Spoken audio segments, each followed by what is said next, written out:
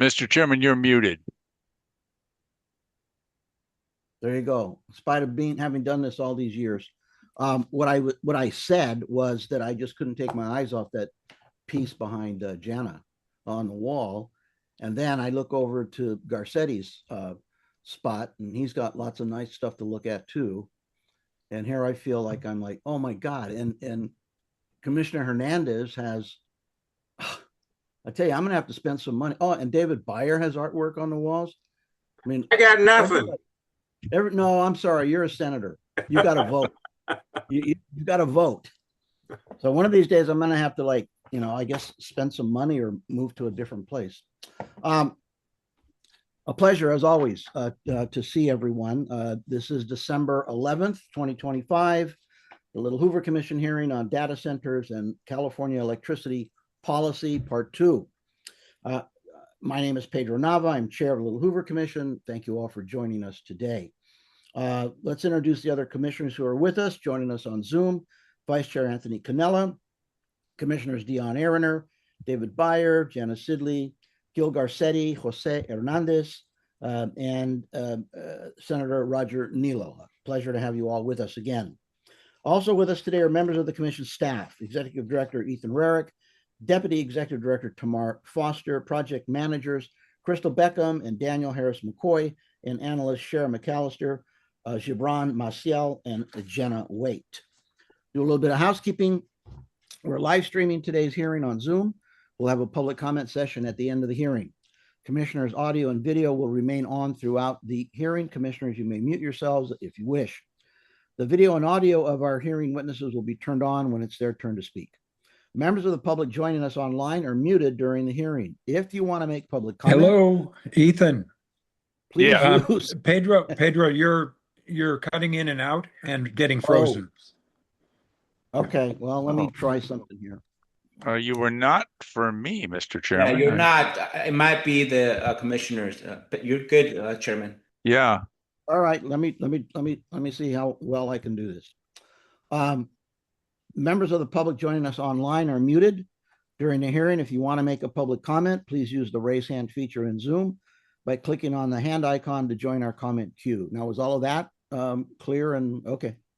Those joining us by phone can dial #9 or *9 to raise their hand, or email us at littlehoover@lhc.ca.gov. Please use the phone number include the phone number you're using to join the hearing so staff can identify and unmute you.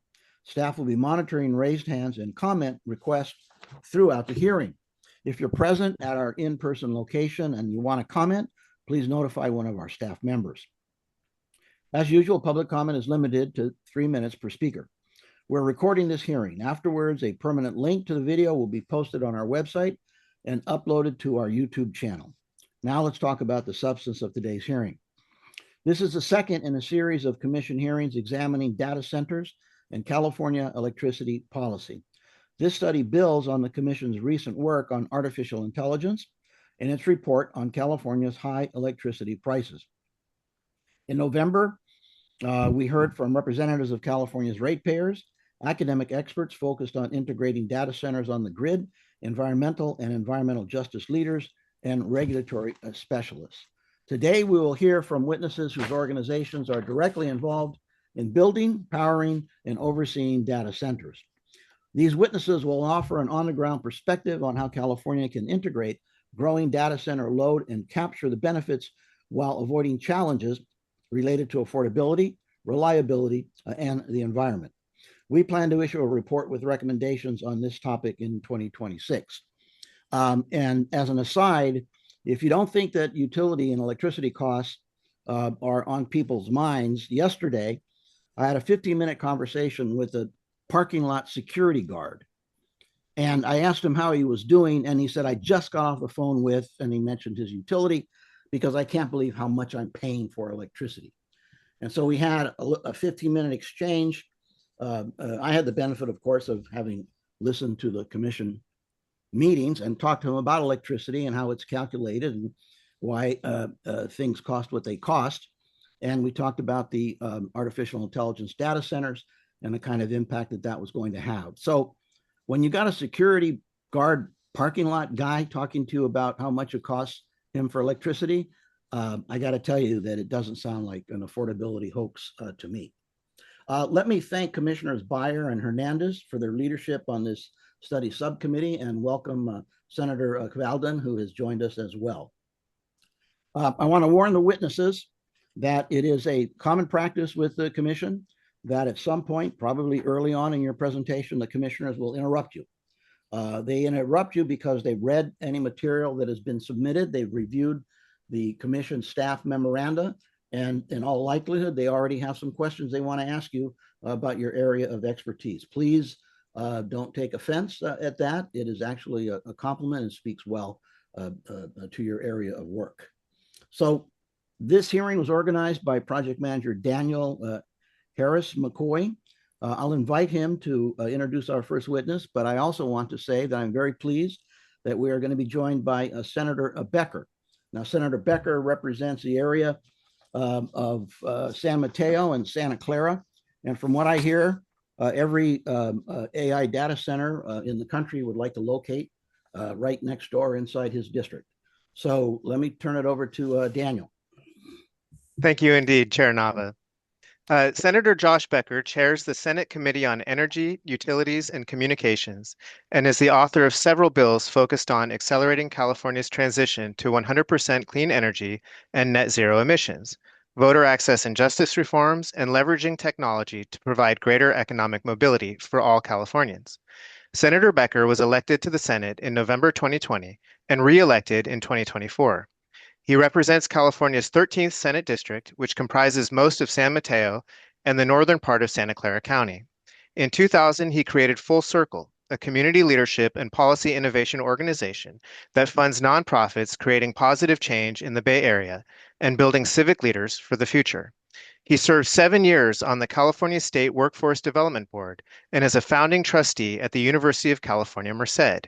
He holds a JD and MBA from Stanford University. Senator Becker, you may begin your testimony. Thank you. It's a great honor to be here with all of you. Some of you I know well. It's great to see a couple of my colleagues, my current colleagues. Other of you I've not met, but I've heard about you. And I know you bring a vast experience and expertise to this conversation, to this commission. Grateful again for letting me be here with all of you. And I want to thank my team in advance who could help me prepare for this. I'll start out and say there's a lot of understandable anxiety right now about the rapid growth of data centers. The questions are both urgent and practical. Will data centers help pay for and expand our clean energy future? Or will they force families and small businesses to subsidize massive new loads that drive up rates and actually prolong fossil fuel dependence? By the way, I will not obviously be addressing the water issues related to data centers. There's a whole other topic. I'm going to focus on the energy implications for today. But I believe the answer is that data centers could be a boon, or they could be a big new problem. And which answer will come down to the policy choices that we make the next several years in the legislature. I will address in a moment the two main ways data centers could increase costs for everyday customers, and how I feel we can get around that with policy choices. But I want to start out with a reality, which is that many of the largest technology companies want to expand computing capacity quickly. And many of those same companies have made net zero pledges. And that's a powerful combination. We're already seeing companies make long-term, ambitious investments in what we'll call clean, firm technologies that can provide a steady power source, and partnerships to deploy, say, advanced geothermal, for example, and corporate commitments to underwrite new projects that otherwise would not get financed. So those long-term contracts and green premiums are exactly the kind of market signals that can scale new carbon-free generation. At the same time, tech companies want and need power now. Many of these, say, advanced geothermal, or even those looking at especially in other states that say small modular nuclear, or even solar and wind paired with storage, which can be built much faster, can provide sources. But interconnection queues and permitting bottlenecks have slowed deployment. And now we also have the Trump administration, the federal administration's backward policies on clean energy, on solar and wind, that we have to contend with as well. So let me get to the two main ways that data centers could increase costs for everyday customers. Number one, large new loads often require expensive upgrades to poles, wires, transformers, substations. Utilities may invest millions expecting long-term revenue from a big customer that will more than cover these upfront costs. However, if the project never materializes or shuts down after a few years, then other ratepayers could be left to cover these costs of these stranded assets. Second, an abrupt rise in demand without matching supply drives up the cost of electricity. Utilities would procure more resource adequacy, according to our California policies, and dispatch higher cost peaker plants maybe more often, raising wholesale market prices that show up in everyone's bill. We can avoid these bad outcomes. Fortunately, a few practical policies can help us do that. First, new customers must pay their own way for interconnection and distribution upgrades upfront. That was precisely the logic behind our colleagues, Senator Padilla's SB 57. I supported that in the Energy Committee. And I think we need to continue to revisit that. We'll come back to that. And it's reflected in the interim approach Rule 30 the CPUC is working on with PG&E to ensure that new loads cover the cost of service without risking stranded assets. When data centers fully finance the infrastructure they require, we avoid shifting that risk to families and small businesses. So that's number one, of paramount importance. Second, we can prioritize demand flexibility. Not all solutions require new supplies. If data centers can be flexible, temporarily reducing load for a couple hours during times of peak demand, or for example, paying others to reduce their load instead, we can avoid billions in costly new infrastructure and lower peak-driven prices. That was the idea behind my bill last year, 541, which didn't make it through, but it focused on shifting demand away from system peaks and unlocking the unused capacity in the grid we already have outside of peak hours. And this is a really important point that I really want to try to drive home, because it was the thing that really was a big aha for me this past year as energy chair, which is that our grid is strained about 40 hours a year, somewhere between 40 hours and at most up to 100 hours a year. So that means that the rest of the time, about 99% of the time, we are vastly underutilizing our grid's capacity, using on average about 45% of our grid's capacity. And so one of my big focuses, and I think the focus of the legislature should be to use our grid more effectively, because we're paying for a lot of infrastructure that we're not using. And the analogy that someone made for me this year is the Walmart parking lot, right? You don't build the Walmart parking lot for January 6th at 10 a.m. on Tuesday. You build the Walmart parking lot for the day before Christmas, right? And that is the status of our grid. When you think about 2022, when we had the last time we had a really tense moment of almost blackouts, the grid demand, I believe, was up to about, say 56 gigawatts on September 6th of 2022. The exact same day, September 6th, but a couple of years later, it was 36 gigawatts of demand. But again, of course, you can't plan for the lower scenario. You have to plan for the highest scenario. And that's what we've built our grid for, because nobody wants blackouts.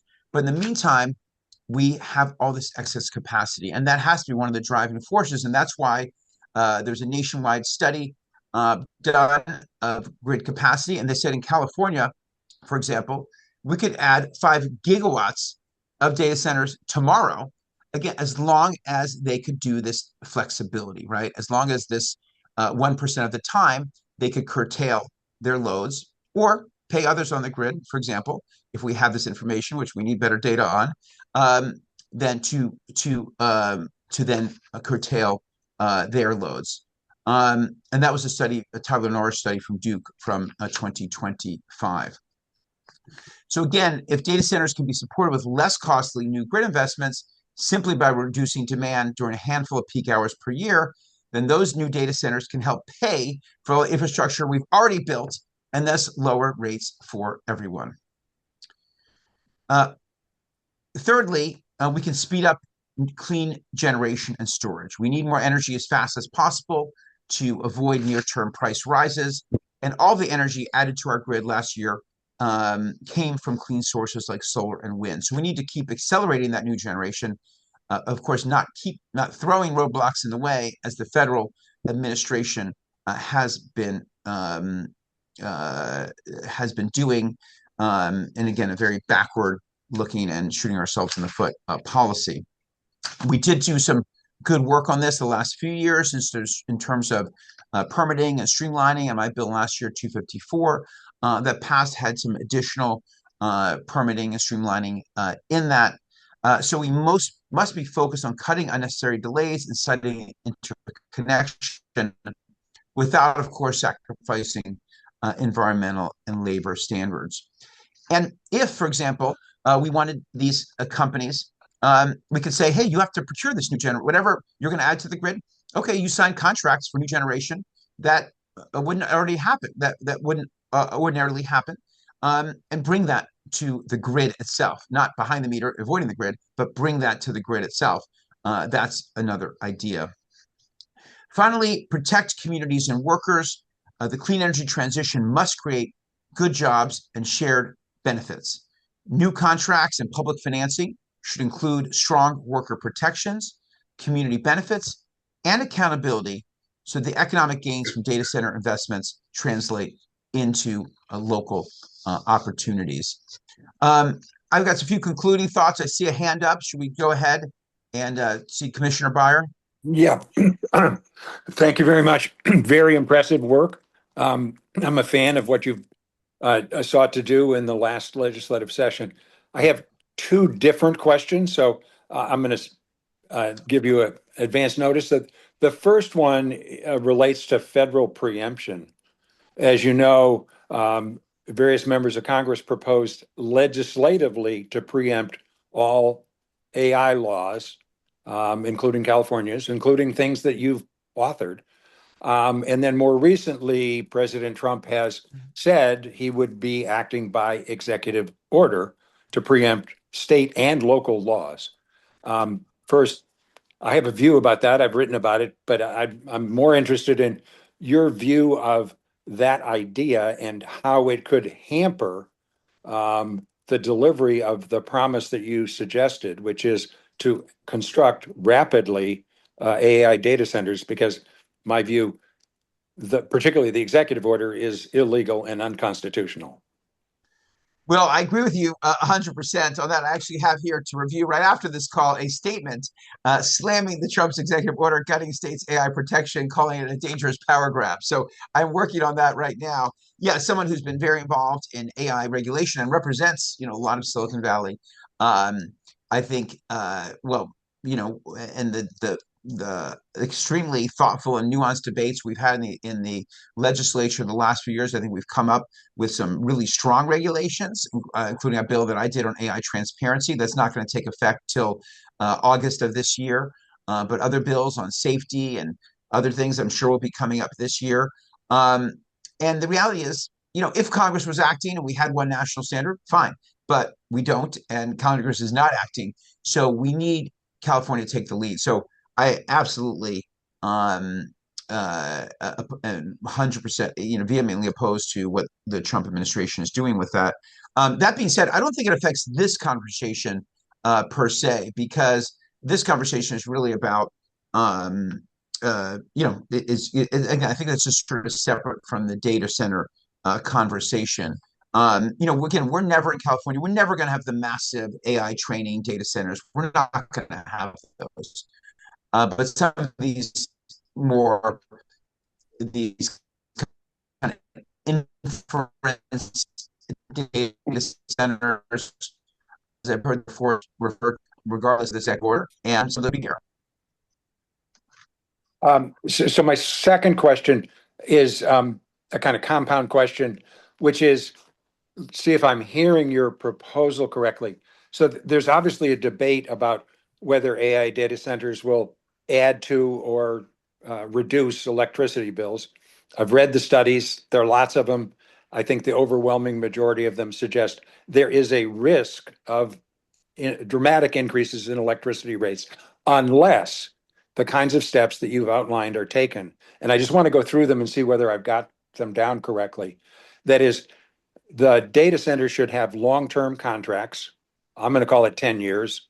That there should be some kind of due diligence on the people constructing the data center, because it may not be the artificial intelligence company, it may not be a public utility, it may not be a municipal utility. So you got to know that there's something that's going to prevent people running out of town bankrupt.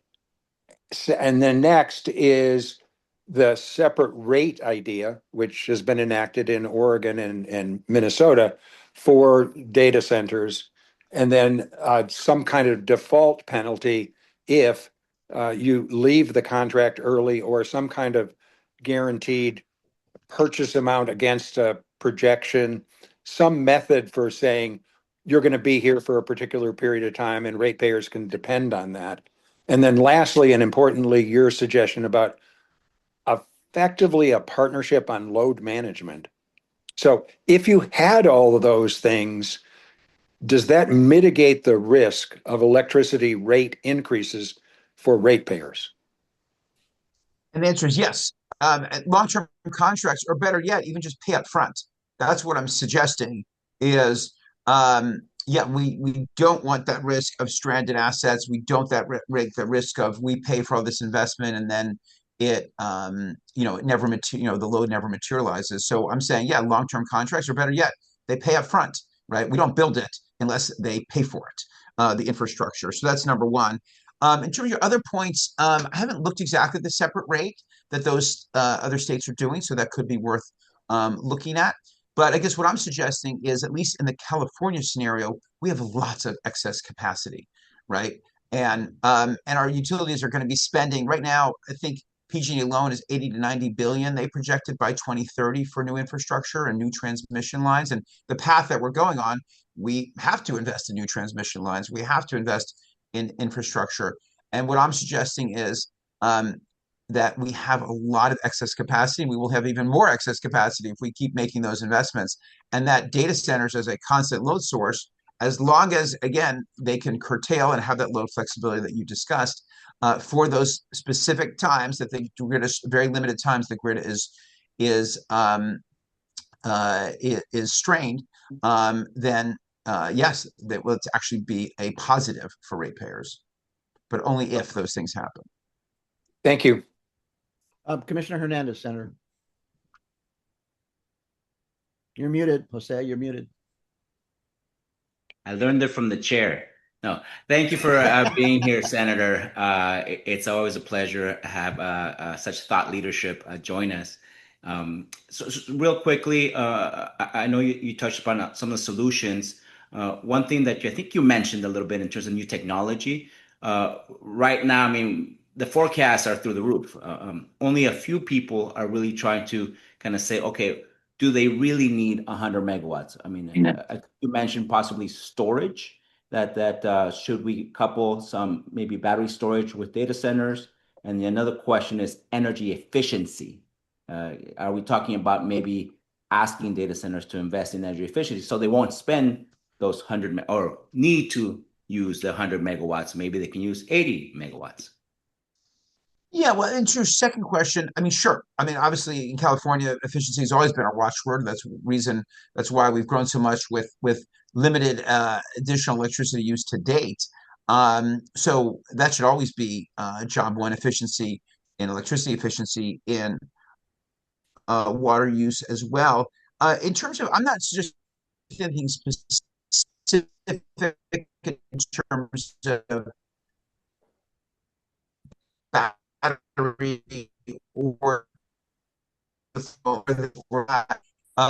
just in general, as I to energy folding policies of my so I'm getting an unstable message here in my office. So hopefully you guys can hear me okay. Um, but because of that, we were up to almost 67% energy from zero emission sources. But as our energy use does increase, which it will as we electrify transportation, as we electrify and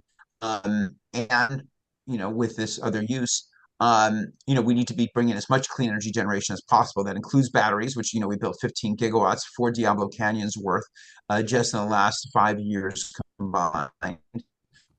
But we also, we need to be, taking advantage of the fact that we have pockets here that are willing to serve long-term commitments and finance a lot of this new needed green infrastructure. And we should be asking them to do that. Thank you. Thank you, Senator. Commissioner Sidley, followed by your colleague, Senator Gilo.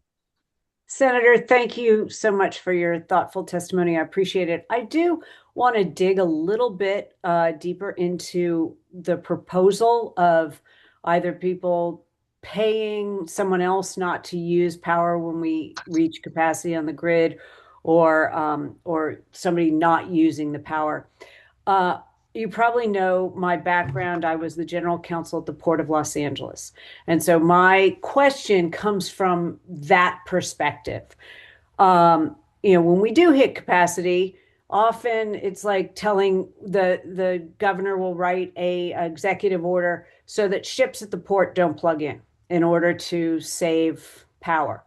So what my question to you is, how, if you were to implement what you're talking about, how do you do it prospectively?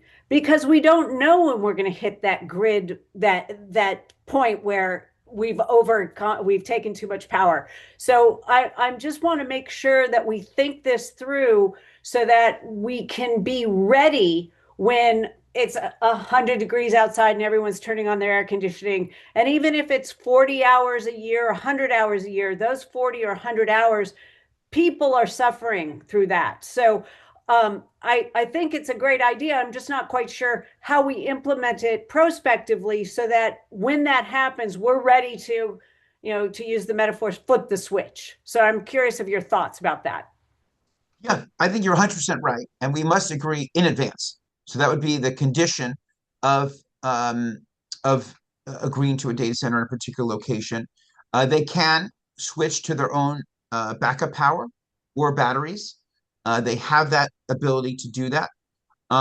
They can sometimes shift load to other data centers that they have in other places, say maybe even outside of California.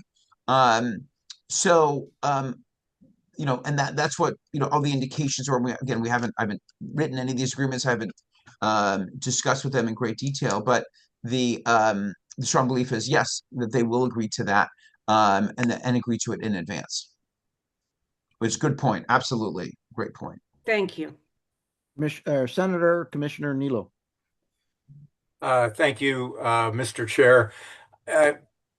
Senator Becker, you mentioned just a moment ago other locations where data centers may be. In a perfect world, when we have significant demand from a new user that presumably can't be met long term by existing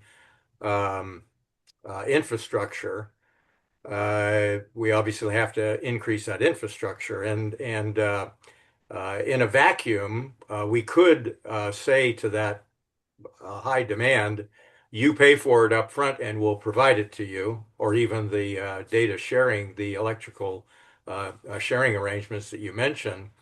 But the reason we're concerned about this is I guess I'd say, competing dynamics that this is a potential positive influence on our state's economy relative to technological development, new jobs, and the like. but we are concerned about this in a competing marketplace.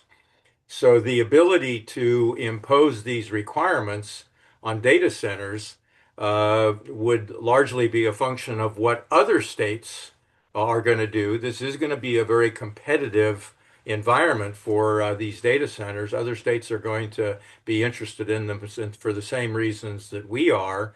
Are other states going to be imposing similar requirements so that we're in a competing marketplace with a level playing field, if you will? Or are other states going to be more aggressive in terms of trying to attract them and therefore perhaps compromise the ideas that you've got? Yeah, I'd say a couple of things. One, I'm speaking tomorrow. Meeting with there's a Western Caucus of Environmental Legislators. So this is one of the topics, and I think we do, to your point, need to be in conversations with other states. We did have a delegation of 40 legislators from other states, including Republicans and Democrats, by the way, including states like Wyoming and Georgia, who were here on an electrification tour for 2 days, brought by our CC commissioner, who I met with. So we do have to be having these conversations. I think there's stuff we don't want to compete with, right? If other states want to subsidize data centers and burden their consumers, we're not going to play that game. But in this other piece about the load flexibility and these other pieces, which are, every indication is that's something that they can do today. Then there's actually what's the right word I'm looking for? There's a preference for them to do some of these data centers here in California because their headquarters are here, and there's lower latency if they do them here. And by the way, if they build too many data centers in other places, yeah, some of these companies could follow the data centers. But for now, they want a lot of these kind of more inference data centers here. Again, we're never going to get, like, which is fine with us. We're never going to get the massive AI training data centers. Those are never going to come here. And again, we don't want to be a lowest common denominator. We're not going to play the game of, hey, we're going to subsidize this infrastructure cost. I think feel strongly to this first point that we discussed with Commissioner Breyer about people paying up front and with long-term contracts, or PG&E, I guess, was talking about they pay up front and then they get credits for upfront costs. So over time, the IOU ends up owning it, but again, they pay for the upfront. So there are things to look at there. But I don't think we should compete in that way.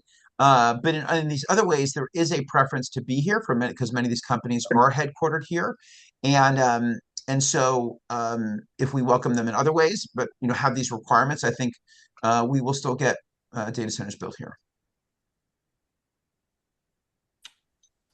Thank you. Commissioner Breyer. Yes, and Senator Nilo asked a quintessentially important question.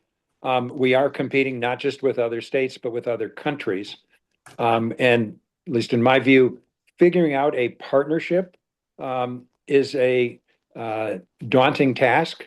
If on the one hand, the state of California was able to better deal with the question of speed, that is speed of interconnection, speed of permitting, speed of review, we would have a competitive advantage, and that would be a good thing. And that would be something on the side of the technology companies. On the flip side, there is a risk, not just of stranded assets, but of reliance on a business model which may be evolving so quickly that we end up with stranded assets. The example would be going from a NVIDIA GPU to a Google TSU, where there's a different approach on how you're going to do compute. And so one idea would be to have the state of California partner with technology companies, academic institutions, and national labs to see how to mitigate energy utilization. Second, battery development, as Commissioner Hernandez said. And third, deal with water consumption by creating the technological wherewithal to cool better, faster, cheaper, so that you're not trying to solve a problem based on a business model of an old AI data center, but you're trying to create a regulatory environment that is hospitable to a new wave of technologically driven AI data centers, which are more energy efficient, more sparing on water, and less risky to become stranded assets. So that's an approach, which is, on the one hand, maybe you impose requirements like Rule 30. On the other hand, you're giving something on either permitting or access to technology. And I'll just say, again, I think here in California, right, we always prize efficiency, right? Um, I just don't know if we necessarily need to force them. I mean, they're already working on being as efficient as possible. That's their business essentially. Um, but certainly more. I mean, this is almost 18 years ago when I was looking at entrepreneurship and around clean energy. We were looking at technologies that were water save, that were saving water for data centers. 18 years ago, right? Because it's a cost, right? So Right. they're certainly working on more efficient, effectively. And again, I'm not going to touch the water piece because I think it is another discussion, and it's one that I think is an important one that we have to undertake. But again, I think the point that I'm making is that, again, and this is according to the Duke study, you can see this, and if you don't have it, we'll send it with Tyler Norris. We could have 5 gigawatts of data centers tomorrow, again, with no new infrastructure that we could, because again, we're just not using our grid effectively and efficiently. Now, the one caveat to that I'll say, and this was part of my 541 that didn't make it through last year, and I hope that we will revisit, is we do need better data on where the grid is constrained, right? Where the grid is most constrained, because again, there's places of the grid we've got plenty of capacity, but we do need that more information on where the grid is constrained, because again, that will help us, do exactly what I said in my conversation with Commissioner Sidley, is then we make agreements with folks in advance. Hey, you're building this part of the grid. You have to be ready. We're in advance for this number of hours, or roughly. We're going to have some kind of agreement about how we will communicate with you that you need to shift load, and to your backup power. Or again, if we have better data, as through last year's 541 or some other vehicle, again, these data centers may want to pay their neighbors on the grid a lot of money, so they can tell their use. They could tell the others can curtail their use, so the data center doesn't have to. So these are all things that are being considered today, and some of those things are being considered in other states. And I hope that California can help lead on that. Thank you. Thank you. Let me direct our commission attention back to Senator Becker so that he can conclude his remarks. We've got a couple of other people behind him that have some time constraints. So please, Senator. Sure. So I'll just conclude. First of all, thank you for having me on here. Thank you for the robust discussion. And thank you for your previous report. There's already a piece of that we're considering in as part of our legislation for next year with my team. So I'll just say in conclusion, again, data centers can be a major engine for building the clean energy grid that we need, financing new generation, backing clean technology scale up, and actually lowering electric rates for everyone. But those benefits are not automatic. Without enforceable commitments, sensible cost allocation, faster permitting, demand side flexibility, and a commitment to water efficient cooling systems. Again, I think that's a separate discussion. We should talk about it. We do risk higher electrical bills, higher near-term emissions, and more water scarcity. So I believe that we can mitigate these risks, but it will take some thoughtful planning by Senator Nilo, Senator Cabaldo, myself, and our colleagues, if we want to do that. So thank you. I'll be with you there, Josh. Well, there you go, Senator. Now we've learned another role that the Little Hoover Commission can play is to provide a venue by which you can obtain support from your colleagues for legislative agendas in the upcoming year. So I'll take it. Our job is done here. Thank you again. It's been a real pleasure to have you speak with us and share your ideas. And thank you for your leadership. Thank you all. Daniel. All right. Thank you, Chair Nava. Our next witness is Kara Boonder, who serves as Senior Manager of State Policy at the Data Center Coalition, otherwise known as DCC, where she helps lead outreach and advocacy on issues affecting the data center industry, including water, energy, and tax policy.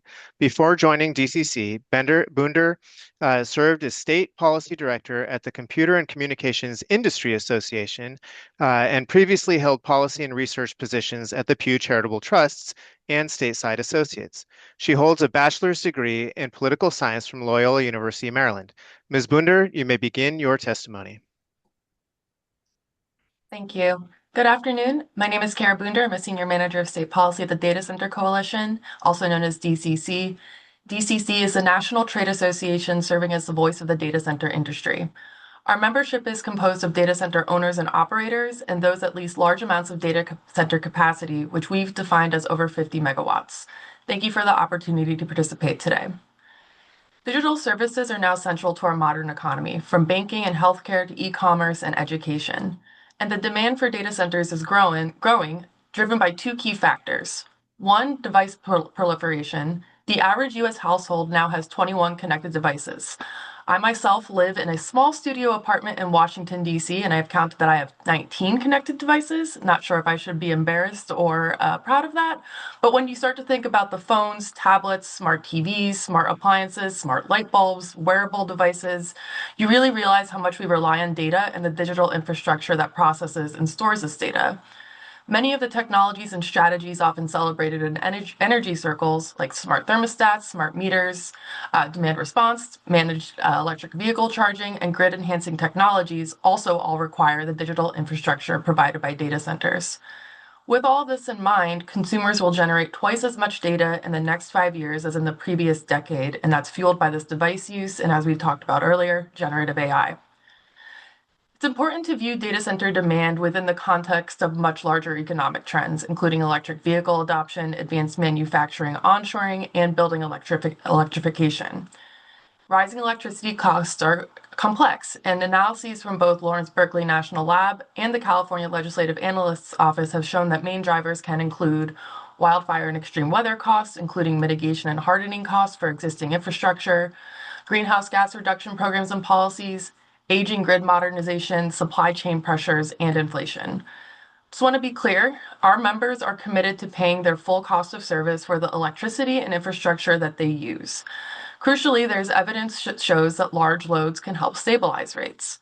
I know PG&E will be presenting later today, but for example, they've estimated that the first 10 gigawatts of new data center load could reduce average electricity bills by over 10% by spreading fixed grid costs across a larger consumption base.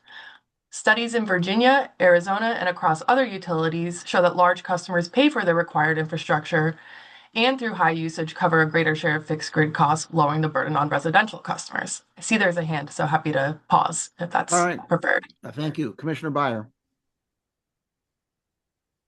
You're muted. Commissioner, you're muted. Okay, can you hear me now?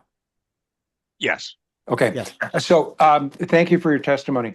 I'm curious, really, at your reaction to Senator Becker's recommendation, and at least my summary of it is there's a substantial risk of electricity rate increases, largely precipitated by AI data centers and the energy demands. And that point, or that point of view, is validated by multiple studies by multiple people, ranging from Bloomberg to Goldman Sachs, et cetera. So all of those risks can't be absorbed in a single measure, but I believe Senator Becker offered a number of suggestions about either pay up front, call that Rule 30, load sharing agreements of some sort, other measures to mitigate the risk of stranded assets. What position does your trade association have with respect to whether that question should be answered at the federal level or at the state level? That is the question of, do you support or oppose federal preemption of state and local laws on AI and AI data centers? So thank you for quick question, Commissioner Byer. With regard specifically to cost allocations and rates, that is something that I understand is traditionally handled at the state utility commission level. And to that end, our energy team at the Data Center Coalition has been engaged in a variety of these rate cases across different utilities and understand that that's a good way at getting at how cost allocations are designed through an evidence-based and transparent process. And I know Senator Becker touched on a number of these things in his comments, but things like minimum contract terms, exit fees, minimum demand charges, and other means that have been part of these proceedings have been how we think it is best to get at those issues. So did your association take a position on legislation in the various states? I referenced Oregon and Minnesota, but there's also legislation in Virginia, all of which are around this concern about electricity rates. And let's be real, politically, the legislature in Virginia switched parties over this issue in Northern Virginia. So what I'm trying to get at is, are you for any state legislation that would address or mitigate the risk of stranded assets? Sure.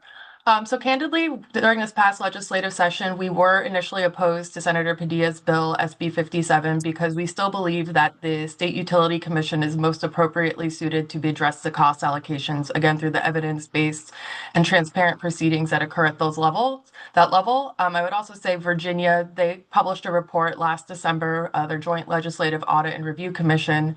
That report found that data centers to date are paying for their full cost of service in the state, and that the State Corporation Commission has the expertise and processes in place to address that. Aligned with that, that is those reasons are why we oppose SB 57 in its form, because it would legislate data center specific parameters for how those costs are allocated. And again, we believe that the best way to do that is to continue through the State Utility Commission in those public proceedings. Okay, so the legislation that got passed, if I understand it correctly, has the Public Utility Commission making a study and to be released in January of 2027. Correct. Yet the AI data centers are the single biggest economic change since World War II in the United States. We are talking about 1 to 2% of gross domestic product. Already this last year, $64 billion of data centers were rejected because of local opposition. Doesn't it seem to make sense to try and work together to figure out how to build data centers as opposed to being opposed to a single state policy set by the legislature about data center cost allocation? Because otherwise, what's going to happen is localities are going to be very pressed to not to oppose because of concerns over electricity rates and water, whereas the legislature can make judgments on a statewide basis. Why are you opposed to a statewide solution? We aren't opposed to a statewide solution. It's that we were opposed to a legislative proposal. We still believe that the State Utility Commission has the appropriate tools to address this. So we're absolutely not opposed to a state level solution. But they have no jurisdiction over water or over environmental review. So I think that we can touch upon that side of a different topic. Of course, exact regulations vary across states, but we do participate through stringent regulatory review processes and multiple public input phases, whether that be during site selection, planning, permitting, grid interconnection, construction and commissioning, operations, and that involves a lot of different aspects, including community engagement, land use and zoning approval, environmental impact assessments, resource adequacy studies, air quality permits, noise permits, water use permits, construction permits. Doesn't that depend on data? And weren't you opposed to the data disclosure bill in the legislature? We were opposed to the data disclosure bill that would apply differential and disparate treatment to data centers only. I think we would like to see, one, something that would apply to other large users of either water or electricity, but two, there are concerns that come along with that. It's not treated just purely as a transparency measure because there are different types of backwards math that can be used to, one, figure out the type of compute and or hardware or types of technology that are being hosted in these facilities.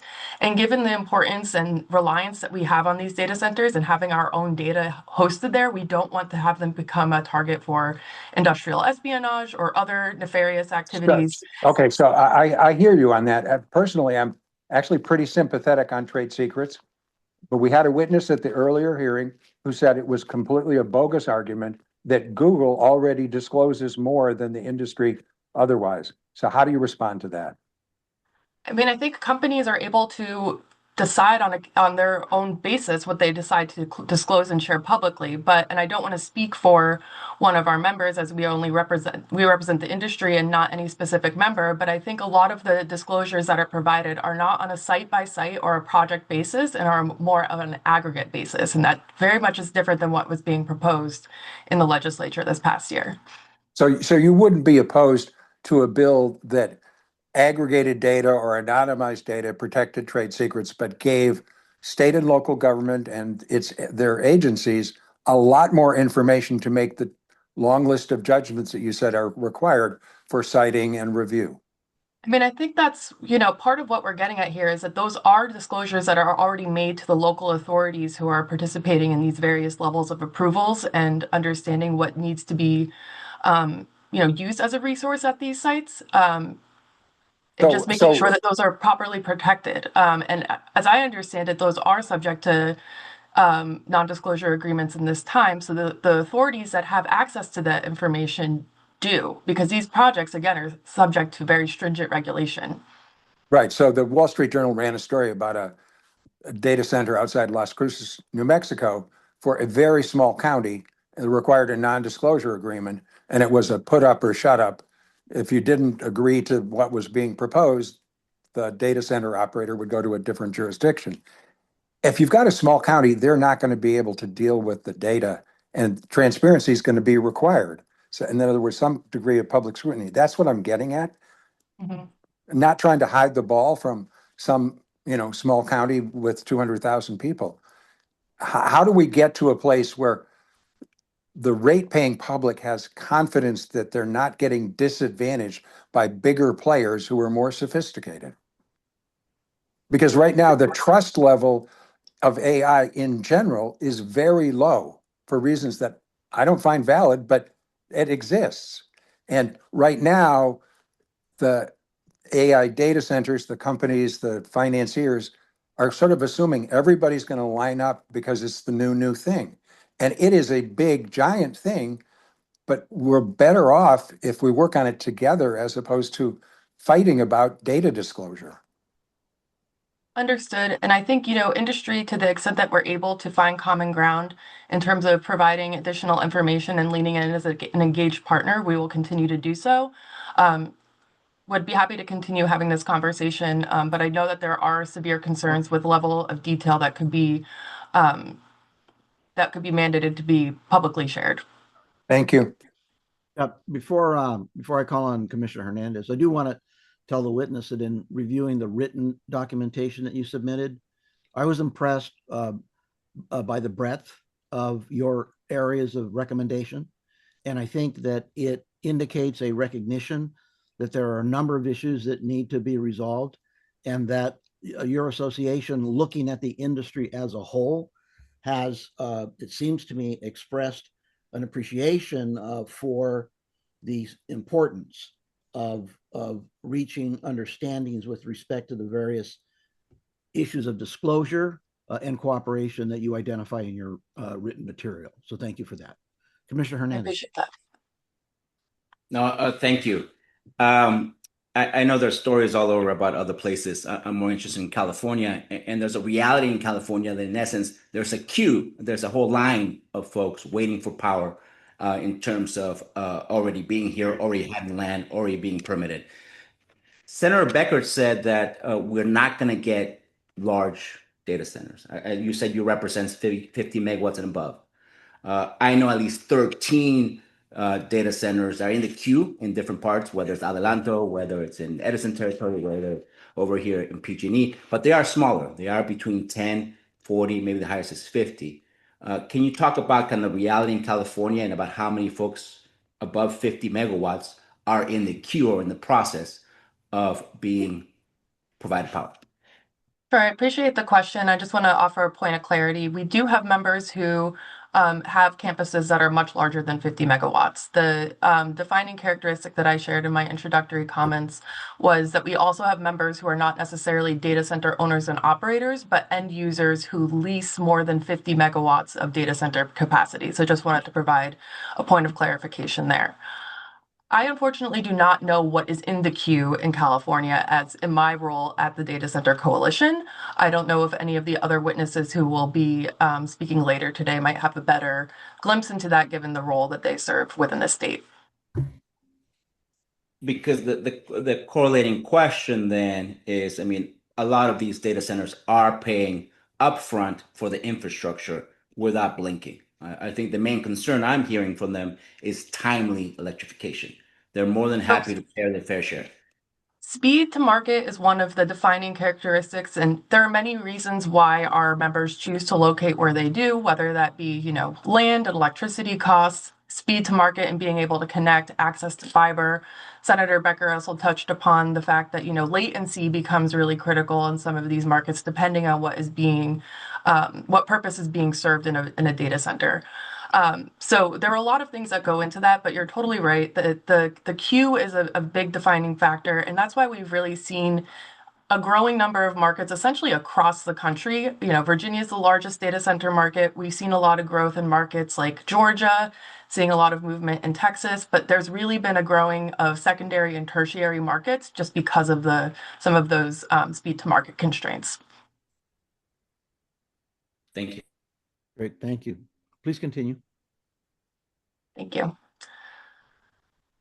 Okay, so as I noted in the comments that were submitted, we at DCC advocate for enhanced communication, collaboration, and transparency among utilities, regulators, and stakeholders. This is necessary to ensure data-driven grid investments and protect consumers from unnecessary costs. So critical to this is accurate load forecasting, as that's a primary tool for grid planning. And to develop a robust forecast, it's essential to understand the specific characteristics of data center growth, which is often different from some traditional drivers of electricity demand. This includes timelines for interconnection, and it may be necessary to engage outside experts to ensure appropriate planning for those future demands.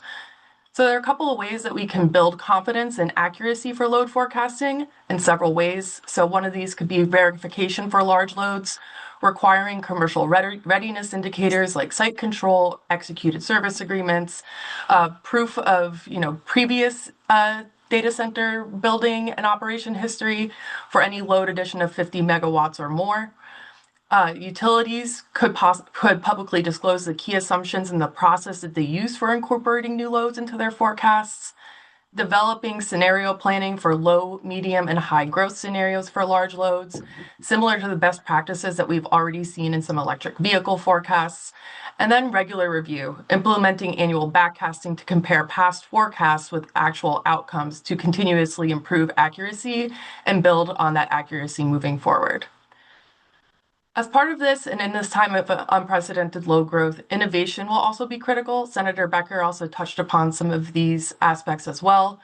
Industry is actively exploring and investing in on-site generation, including nuclear, small modular reactors were mentioned earlier, advanced energy storage, and other strategies to align growth with both grid stability and reliability for all customers.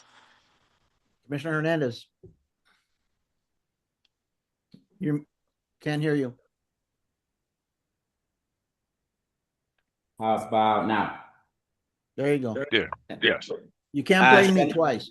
No, that was well, yes. Senator Becker did talk about new technology, but he did warn in terms of behind the meter and being connected to the grid. So I know that data centers are looking at technology behind the meter, which is great, but the warning that Senator Becker made is that if you're not connected to the grid, then you're not paying your transmission distribution charges. Do you have a position on that in the sense of, yes, it's great to have this technology, but we should have to make sure we're connected? Sure, that's a great question, and thank you for that. I think it's going to vary from member to member. I think the general preference for industry is to connect directly into the grid. But again, due to some of these issues, such as speed to market and being able to connect behind the meter, solutions are being explored to kind of fill that gap. Thank you. Mr. Chairman, can I ask a follow-up question? Yeah. Hopefully my video is working again. So I want to delve a little bit into Commissioner Hernandez's question, more to educate than to inquisit. That is the behind the meter idea. So the analogy that I used in our last hearing is that the difference between transmission and distribution is sort of like the difference between an interstate highway and local roads. And one of the things from our study in October, and the witness correctly pointed this out, electricity rate increases often, especially in California, come from wildfire costs or hardening of infrastructure and other choices made by the legislature to have ratepayers help deal with low income people and making sure that they have access to electricity and things that are not part of the transmission process. And so my question for the witness is, in a equitable society, how do you deal with the fact that ratepayers have exposure on the distribution end, the other side of the meter, and they could perceive people who are just generating electricity themselves are not paying their fair share in terms of particularly environmental protection. And that sort of begs the question of whether the people who are going to generate their own electricity are going to do it using the same environmental standards that is in California, reducing a carbon footprint by increasing the amount of energy generated from wind, solar, nuclear, and otherwise. So do you have a view about where the energy is going to come from if people are doing things on their own property, and whether those people, your data centers, have an obligation to society more generally to deal with the other costs, environmental costs of wildfire, hardening of infrastructure, and low income access? Thank you for the question, and I'll try to address that as best as I can, given where I sit in the organization. So I would say a couple of things on that. Senator Becker also touched upon the fact that many of our members and those that are involved in this space do have really aggressive sustainability and climate related goals. And I think that they're going to continue making investments in that space. Along with that, I think this is also still something that gets addressed in the cost allocation side of things. And as I said earlier, our industry is committed for the full cost of service for the electricity and the infrastructure that we use, and will continue to participate in those proceedings that allow for coverage and allocating those costs appropriately across all different rate classes and customers, and not singling out a single end user unless there's evidence based in why they should be treated in a differential manner. So just to take the positive from what you said, there is an opportunity to actually improve environmental stewardship if the end users, I'm going to call them the hyperscalers or the Magnificent Seven, insist that they want to use data centers that derive their electricity from renewables or non-carbon sources. That could be a positive for California. Is that a fair summary? I believe so. Okay, thank you. Appreciate it. Thank you. Shall we conclude? Happy to. So just to wrap things up, I just want to underscore that DCC supports traditional rate-making principles at the Public Utility Commission, including transparency, non-discrimination, and cost causation to ensure fair and evidence-based cost allocation across all classes. California's position as a global technology leader relies on the vital, rapidly growing digital infrastructure that data centers can provide. We really appreciate the opportunity to participate during today's hearing, and we stand ready to serve as a resource to the Commission as these critical discussions continue. I look forward to hearing from other speakers on today's agenda as well. And again, thank you for your time. Yeah, well, thank you for your presentation. And again, I would encourage those who are following this hearing and who are interested in the subject The written material that has been submitted by the witnesses, including this witness, is on our website. You'll have a chance to look at what has been presented to the commission and get a better understanding of exactly how well she has articulated the goals, objectives, in the areas of cooperation from the association that she represents. Again, thank you for your participation. Much appreciated. Thank you. Daniel. All right. Mike Medeiros is Vice President of Strategic Commercial Solutions at Pacific Gas and Electric Company, where he leads efforts to bring data centers and other large load customers online throughout PG&E's service area. He holds a bachelor's degree in economics from Santa Clara University and an MBA from Golden Gate University. Mr. Medeiros, you may begin your testimony. Yeah, Mr. Medeiros, let me find you up here. Where are you? There you are. So Mr. Medeiros is up. I understand that we learned during the course of the meeting that you have a stop at 3:30. So if that is in fact the case, I want to encourage commissioners to put their questions early, because I do think that we've got material from Mr. Medeiros as part of the agenda package. Oftentimes commissioners have questions that help sort of peel the onion and get to the issues that they consider to be of a great moment. But having given you that advisement, please proceed. Okay, can you hear me? Just want to confirm. Great, Yes. thank you. Yeah, and I know I provided some slides. I don't want to drain them because I know we are short of time. So let me just, if I can, just maybe cover some key items and then jump into questions. Just a bit of background about me. I'm Vice President of Strategic Commercial Solutions at PG&E. I got over 35 plus years of experience in the energy industry, about half with PG&E and half with other energy industry participants. And I lead our efforts to connect large loads and data centers to our grid. A little bit more background. A lot of my career has been spent on really complex infrastructure builds, power plants, pipeline development, utility scale energy storage, and transmission substation infrastructure. The growth in large load customers at PG&E and our customers, this presents us a once in a generation opportunity to drive down rates with load growth. Some of our preliminary analysis within PG&E shows that for every gigawatt of data center load we can connect, we can see cost reductions of 1% or more for all of our customers. A single data center typically that we have seen has been between 50 and 100 megawatts. But we have seen recently some data centers exceed 500 megawatts that are interested in connecting to the PG&E system. We've seen a migration of data centers really looking at the Bay Area, migrating out to the Central Valley because of land availability. Beyond just direct rate reducing benefits, there are many job and tax benefits of these new customers that are often overlooked.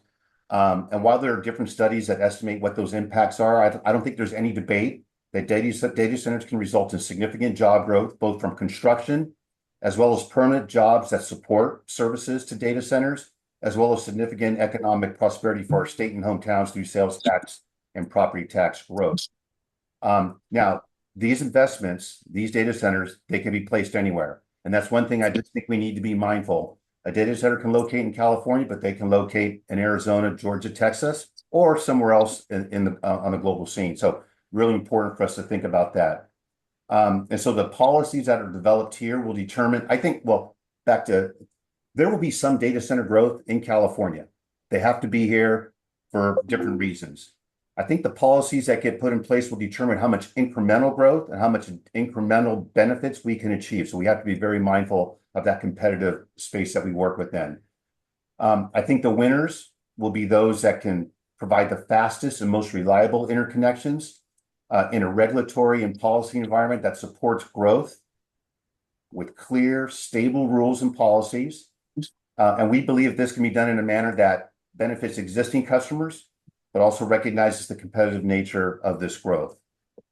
There's a lot of different actions that are going on in different forms for CPC, CEC, the CAISO. I just think it's really important for us in California to find the common ground so that we can show up in these different proceedings with alignment to make sure we get the right outcomes for Californians. And I know there's a question. I'll just leave these last 3 points. I think is really important. I think what's really important for us is time is of the essence. We don't have 2 to 3 years to sort of figure this out, because by that time, the opportunity may have passed us by. So if I can leave you with a couple of thoughts: regulatory certainty and clarity. For customers and for PG&E, it's very important to understand the rules, terms and conditions under which customers are making these large, long-term investment decisions. Permitting timeliness. Identify opportunities to expedite and or accelerate required approvals while still preserving the opportunity for proper review and oversight. And I guess the last thing I would say is I think the legislature could be could provide a huge role here, provide firm oversight and direction for stakeholders to move expeditiously, and provide clear guidelines on policy changes that we should be pursued while not being overly prescriptive and getting bogged down maybe in some of the details. So with that, I'll stop and I'll answer questions. I'm not sure who goes first. Well, I'll do Vice Chair Canella, Commissioner Byer, Commissioner Hernandez. Thank you. Thank you very much for being here. You know, during our last hearing, it seemed like every person that spoke said our rates are going to go up with these data centers. And now every person has said it's going to go down. So I don't know what to believe at this point. But you just commented that it was going to be a big savings for the ratepayers. When will that savings kick in? Because I'll tell you from my own experience, my rates only go up. So I'd love to see them go down. So when do you expect to see rates going down with this big windfall of these data centers? Yeah, rates are going to go down once the customers are interconnected and they're actually using the system and paying revenue to PG&E. That's what's any estimate on when this is going to happen? I mean, when do you expect that to happen?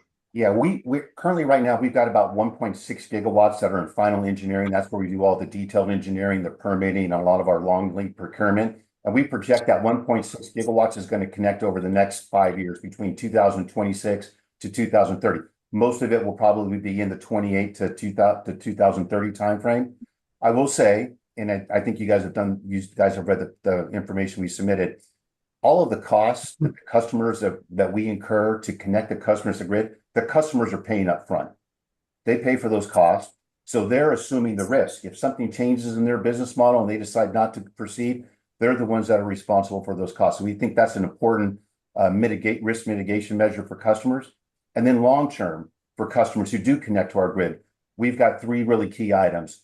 We propose a minimum demand charge. So if you ask us to connect you for up to 100 megawatts, we're going to be looking for 70 megawatts, 70% to show up. And if you don't use 70, you use 50, we're going to charge you for the increment. So that's one way. We've proposed a contract term of 15 years for longevity to ensure certainty around that investment. And also, if the customer does leave early, there's an early termination fee. So trying to balance risk mitigation at the front end, but also risk mitigation once those customers connect to the grid. Okay, great. And then on your prepared remarks on the bottom of page 4 and 5, you say that PG&E is estimated that over a 10-year period, existing ratepayers may see thousands of dollars in bill reduction. So are you saying that the average ratepayer over that 10-year period will see thousands of dollars of savings? Because that's pretty significant, thousands of dollars. I mean, is that what you're saying? The average ratepayer will see that? Yes, it's on average. Now, there are factors that are going to impact it, right? How quickly the customers are energized, how much energy that they use in our system. Those are different factors that could change that. But yes, based on our current analysis and the base level of assumptions, we see significant savings for a customer over that 10-year period. Okay, so you said thousands of dollars. What would that be, a 10% reduction in the average ratepayer, or do you have any rough idea on what that would be? Yeah, I mean, our analysis shows about $3,000 on average over 10 years for the average customer. And as I said in my remarks, we see that for every gigawatt that we can connect to the system, we see about a 1% cost saving. So if all we connected was the 1.6 gigawatts that are currently in final engineering, that's roughly 1.6% or more, depending on other factors. Okay, just to make sure I understand. So you said $3,000 on average per year? Is that what you said, or over 10-year period? Over 10-year period. So $300 a year roughly on average. Okay, that's significant. All right, thank you. Yes, thank you. Commissioner Byer, followed by Commissioner Hernandez. Sure. Thank you for your testimony. I'm tempted, but won't go down the route of I'll cite studies, you'll cite studies. I think the overwhelming majority of projections are for electricity rates to go up as a result of data centers. I hope you're right, but hope isn't a strategy. Mm-hmm. But I want to focus on the areas of agreement. That is, Rule 30 is, my judgment, a wise move because of the risk mitigation factors you identified. That's excellent. And the other things that you referenced, such as long-term contracts, demand requirements, where if you don't meet what you've projected as your demand, you have to pay a penalty or pay a higher rate. Those things are excellent moves for risk mitigation from a ratepayer point of view. And I want to underline them, give you credit for them. But those are only in the context, as I understand it, of a single PG&E case, right? I'm not sure I understand the question. The Rule 30 just applies to you. Rule 30, yeah, that's PG&E's proposal of how we would implement retail customers wanting to connect to our transmission system. Correct. So my question is, what's wrong with the idea of instructing the Public Utility Commission to do this on all those features as a routine matter with respect to all investor-owned utilities? Well, I would think that the other investor-owned utilities in California need to decide what works best for them. I will say that I just believe for PG&E, the parameters, the proposal we put forward, we think makes the most sense for us and our customers to mitigate that risk and provide the clarity that the interconnecting customers are looking for from a cost allocation and responsibility perspective. Given that most of the data centers that have been located in California to date are in territories where they're municipally owned utilities, the safeguards that you've correctly talked about don't apply to them. And so you have both taxpayers and ratepayers at risk in Los Angeles or in San Diego or in other places. How should the legislature think about protecting ratepayers from data centers who leave the state, develop a new business model, decide that obsolete chips from NVIDIA, after 3 years, that you can't use them anymore, they're just going to go someplace else and all you've got is a warehouse?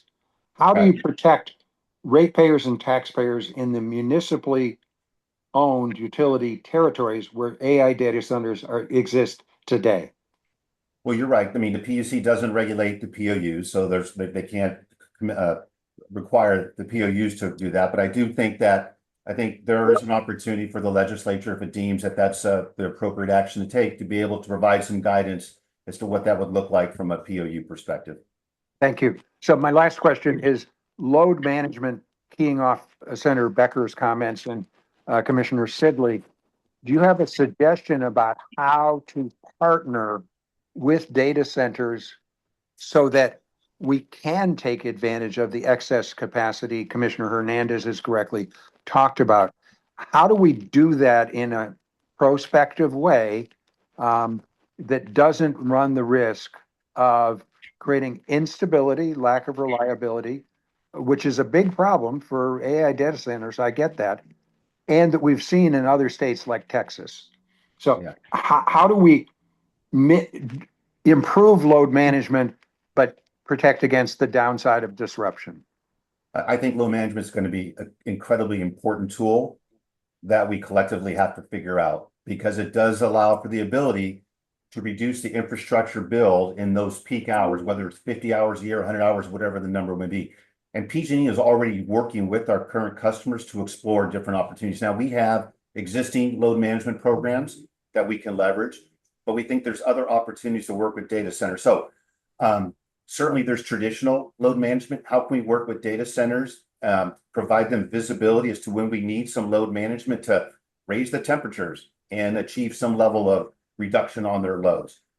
Can we work with data centers to continue to evolve the whole idea around compute load management, meaning that if we give you enough visibility and enough time to say, we need you to reduce your load by 20%, can they move that compute power from PG&E to another data center that they operate probably in another state? So can we do that? Those things are going to take time.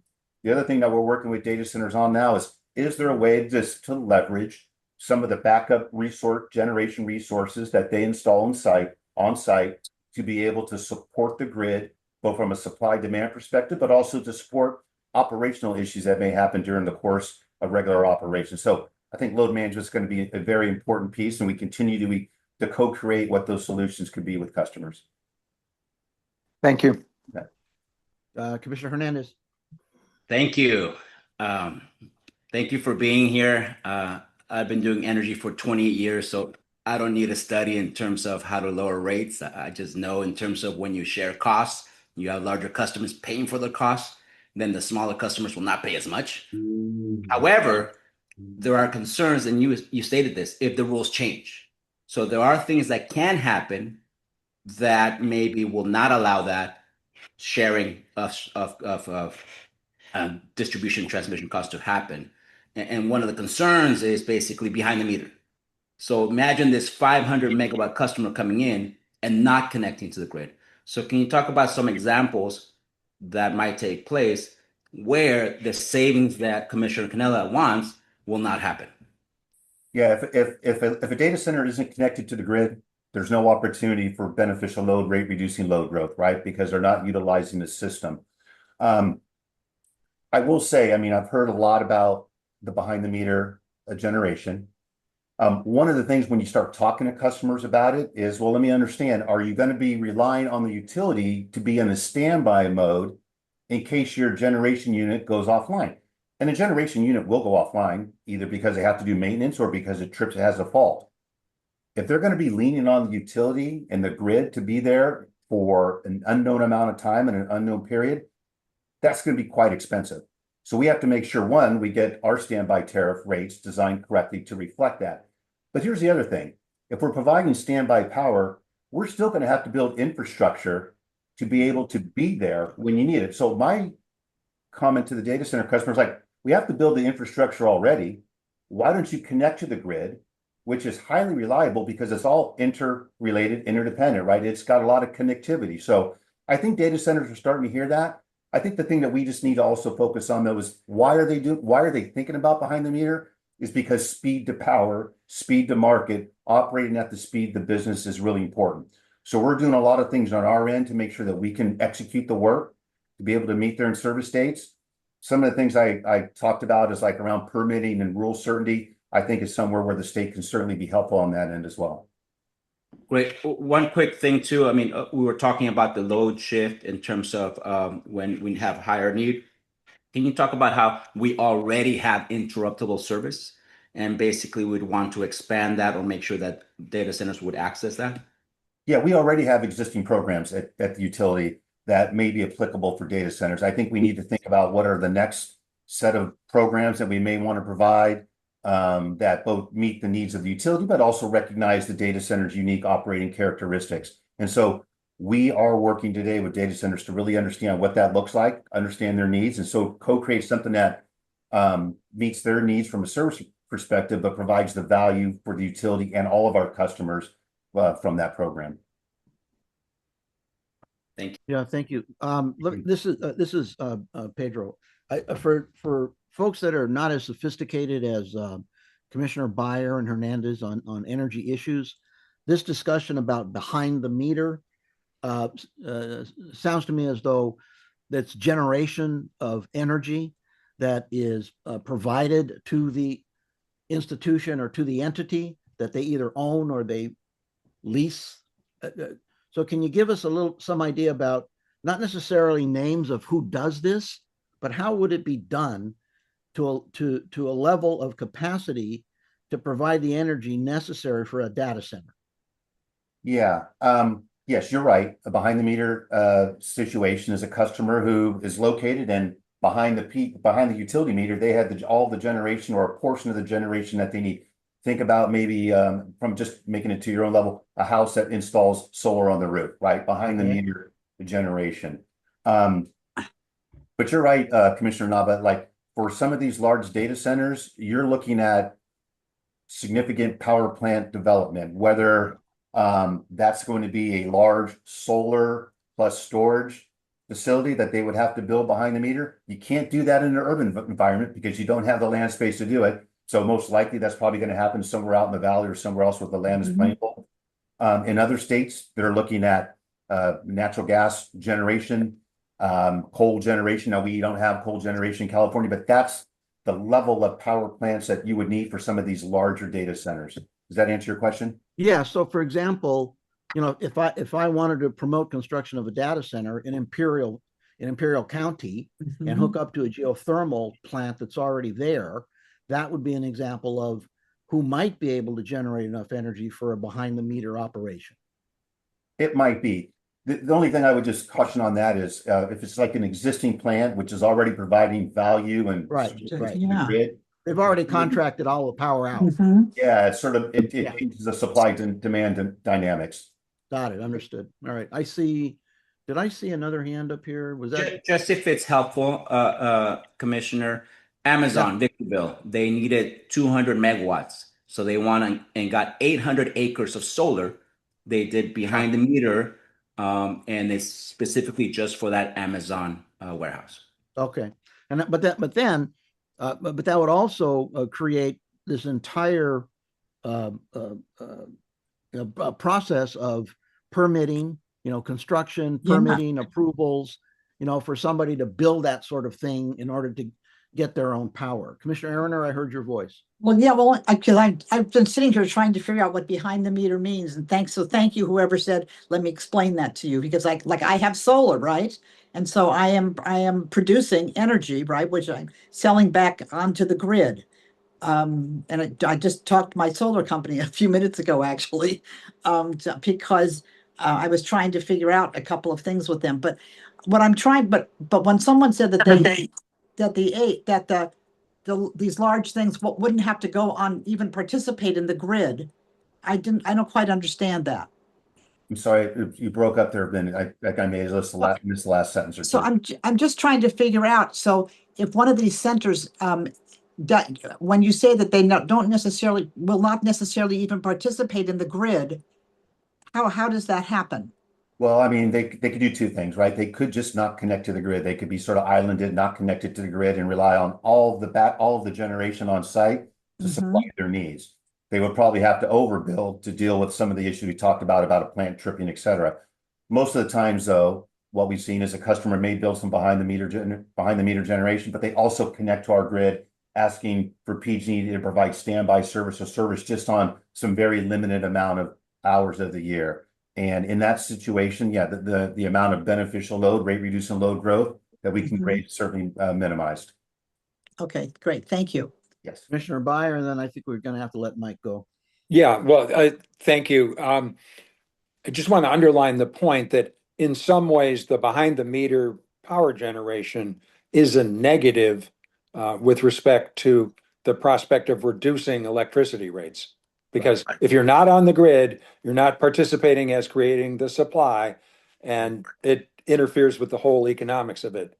And it's not clear what happens with the combined facilities that the witness is talking about, where let's say 80 or 90% of the electricity is generated in a self-sufficient way by the data center, and they're only looking for standby.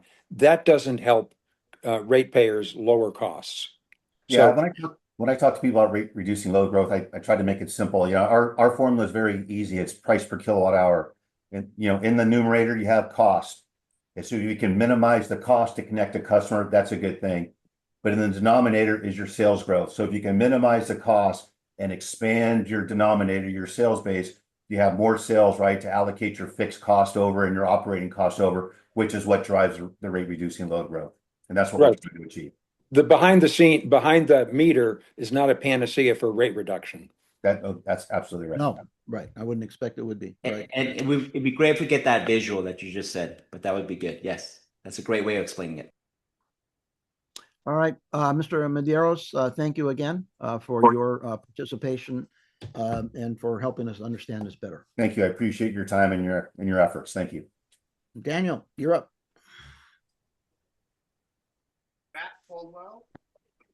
Microphone down.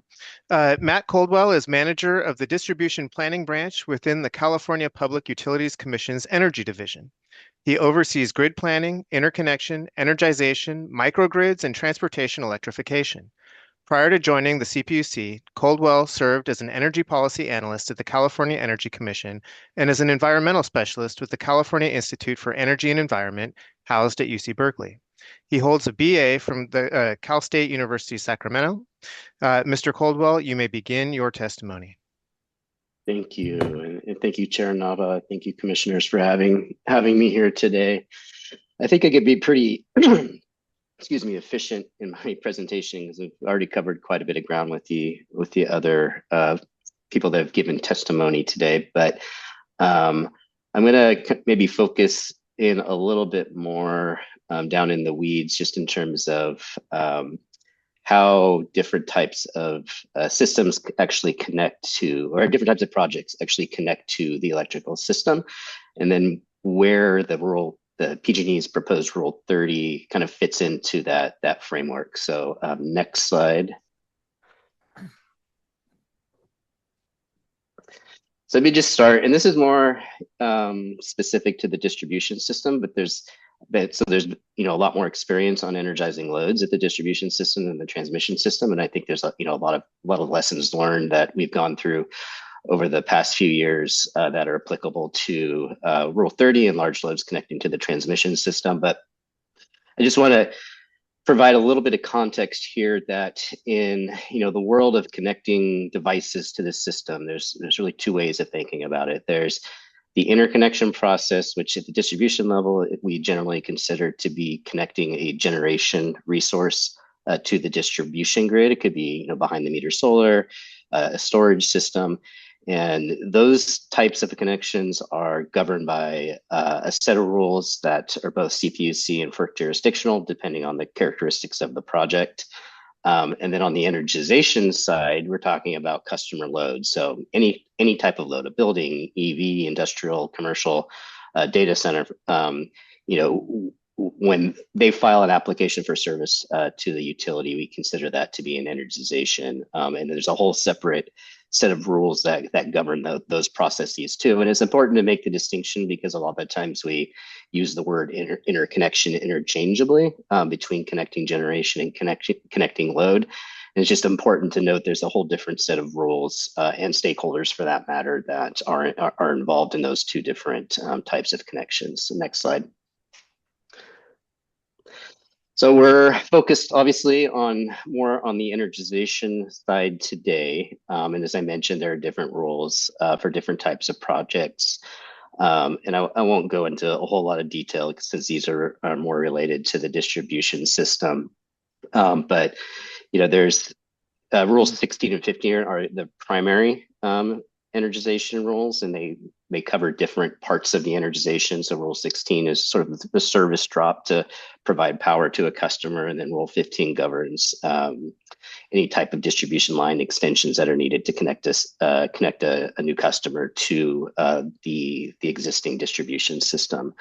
And then there are other rules that govern specifically EV infrastructure to for EV charging stations, as well as Rule 2 is just special facilities. And so these are sort of non-standard facilities that a customer may request that kind of go beyond what would be typically covered in Rule 16 and Rule 15. And that customer would be required to pay all of the costs for those types of special facilities. Next slide. So there's been, a few comments today around, I think the term that I heard from Commissioner Hernandez was speed to market. And I think a few others have said that, use that term as well.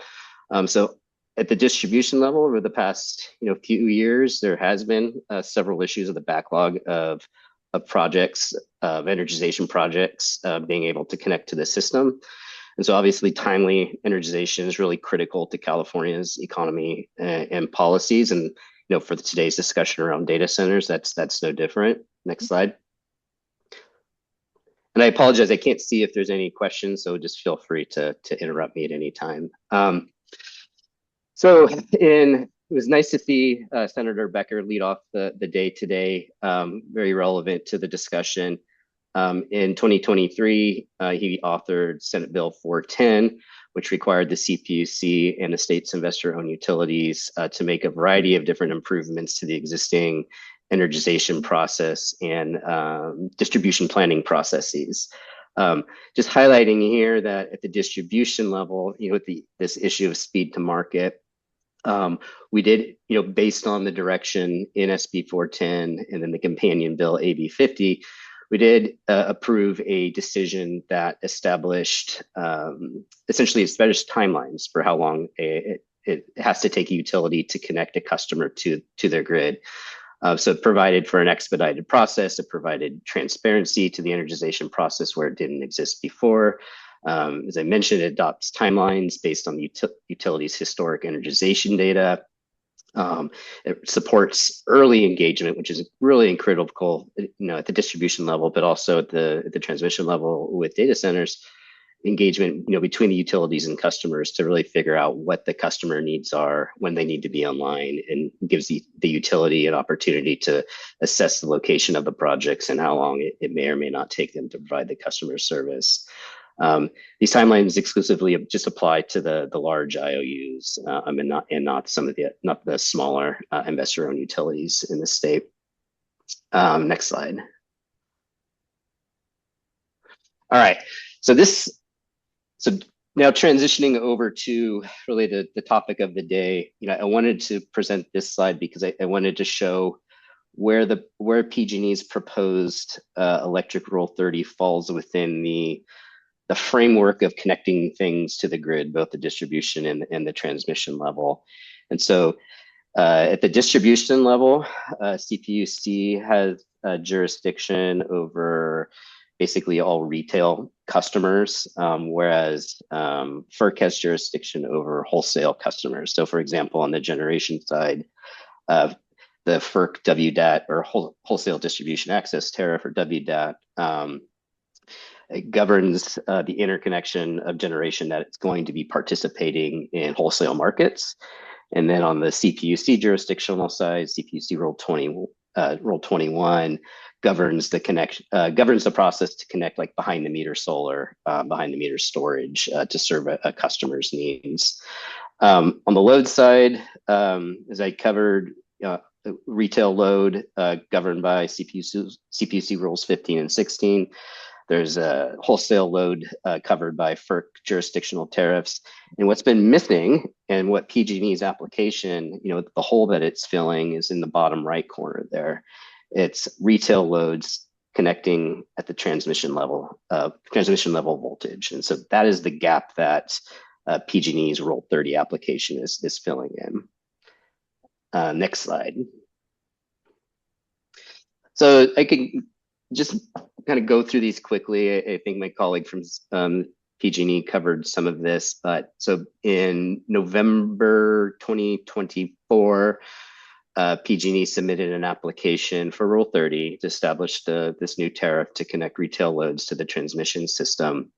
PG&E's problem statement for this tariff to be put in place included not having an existing tariff for these types of loads, and the existing process that they have to use to request approval for a retail load at the transmission level is a bit it's extensive, it is complicated. It's essentially the PG&E enters into a bilateral contract with a given customer, agree to terms, and then they submit that to the CPUC for approval via an advice letter. So again, with the speed to market, it can be a pretty lengthy process, and it's been covered already. There's adverse impacts of long project development timelines, and the inconsistency from project to project can create issues as well. And so the goal of Rule 30 is essentially creating a standardized process, an expedited process with consistent rules for all customers that are seeking service underneath that rule. And I see a hand. There you go. Perfect. Commissioner Hernandez. Okay, you're muted. So I'm not here. How about now? There you go. Now you're okay. Given that PG&E will get into a contract with individual customers, are there certain charges that the customer will be allowed to bypass through Rule 30? I think the short answer is no. But with that said, Rule 30 is an open proceeding, and so the issues around cost causation and cost allocation are still, in the deliberative phase. All right. Before I go to Commissioner Byer, I have a question. And I thought I remember seeing from the work done by staff that there are charges on a residential customer that are not included on an industrial customer. So, for example, wildfire mitigation and some of the programs to assist with low-income families, those charges are unique to residential ratepayers. Is that correct? Or am I wrong? If you're referring, so a customer connecting at the transmission level, doesn't pay the distribution level cost because they're not reliant on that. So if that's what they're referring to, that potentially could be the case, but I'd have to confirm that with the team that oversees that work. Well, I may have misunderstood it. Pedro, the I'm answer sorry, to your go ahead, question Dave. the answer to your question is yes, they don't pay those costs. That's what I thought. And so if part of what we want to do is, examine why it costs so much for the cost of electricity, and with a focus on residential ratepayers, it seems to me that what residential ratepayers pay would be reduced if the cost for wildfire mitigation and the programs mandated by the legislature that are paid exclusively by residential ratepayers were shared with other users of electricity that they use throughout the state. But Commissioner Byer. You've rephrased the question I asked earlier. I'm not sure that's a solution set, but you're correct on your facts. Okay. My question really is a broader kind of philosophic jurisdictional point, which is, as we have it now, the interest groups, particularly the data centers and PG&E, are perfectly happy to have public policy made on a case-by-case basis by the Public Utility Commission without any overarching economic plan. Yet we're dealing with an economic change that is the equivalent of building the entire railroad system of the United States or electrifying all of America, and far, far greater than either the Manhattan Project or putting people in space. So the magnitude of what we're talking about is in the trillions of dollars in the next 5 years. And this year alone, 600 billion in AI data centers. So we're talking about giant scale economic activity and policy being made on a kind of ad hoc basis, one utility at a time. It, to me, doesn't make a lot of sense because we're not able to have the kind of partnership that would facilitate the economic development that we all want, at the same time protecting consumers from unintended consequences. And so my question really for the Public Utility Commission witness is, you all have a task from the legislature as a result of something that passed that requires you to think through the process of rate allocation for data centers with a report due January of 2027. Isn't that so far in the future that it may become irrelevant given the pace of construction and development of data centers? Well, I mean, we're certainly aware of SB 57, and it's something that we've been discussing internally in terms of whether it's a January 1, 2027 due date is timely or not. That's the due date that the legislation gave us. Okay, so I'm not going to put you on the spot. To me, the legislature needs to deal with this next year, long before a report from the Public Utility Commission, because these things cut across jurisdiction of subject matter from power to water to environment. And without a plan, the driving force is the data center operators, either the people financing them or the people using them. And everybody else is reacting to what they want. And there's not a comprehensive thought about how do you balance the equities. Anyway, that's enough. Come on, Matt. Aren't you going to answer that? Oh, no, he gave you an out. You don't have to. All right. Well, I think we can continue to the next slide then.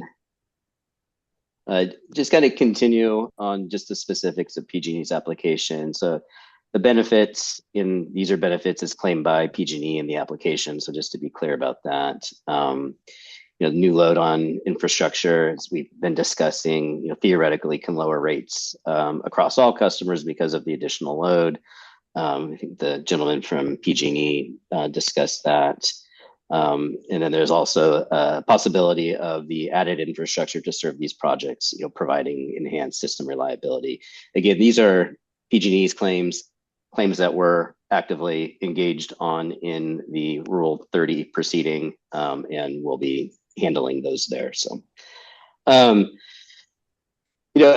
so there, I'm not going to talk too much about future demand for Rule 30 and how many data centers are going to be coming online by when. I think my colleague from the Energy Commission is going to be touching on that. So I'll leave that to her. But I will say that, there are several, as been acknowledged, data centers in the pipeline at various stages. We've gotten different numbers from PG&E over the course of the last year. They tend to keep on increasing. What the exact number is, I don't know, but I would think this 12.8 megawatts of combined load over the next 10 years or so is a pretty ballpark for what we should be planning to. Next slide. So the cost recovery process, again, this is proposed by PG&E. It's something, that we are currently considering within the Rule 30 proceeding. And I'll just say that, we're, balancing a lot of different things, when it comes to cost recovery, ratepayer protections, and, ensuring that there's an efficient system for projects to actually get connected to the system. So balancing, ratepayer protections with economic development and ensuring a reliable grid. These are all under consideration within the proceeding. I see Commissioner Hernandez has his hand up. Yep. You're muted. Muted. Yeah.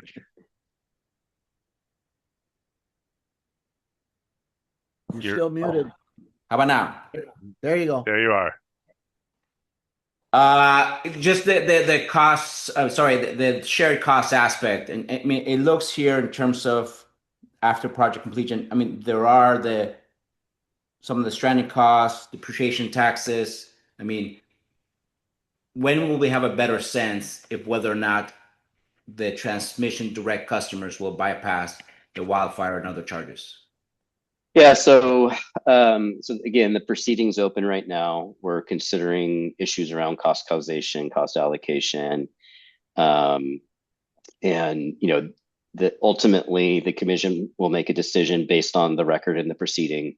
We've been developing a pretty robust record in the proceeding from a variety of different stakeholders who have proposed, different strategies to, how costs should be allocated and how costs could be minimized. A lot of the solutions that have been mentioned today have been submitted to the record and are currently being considered. So I think the best answer I can give you is, when the decision comes out on the actual Rule 30 application next year, we'll gain some clarity on where we land.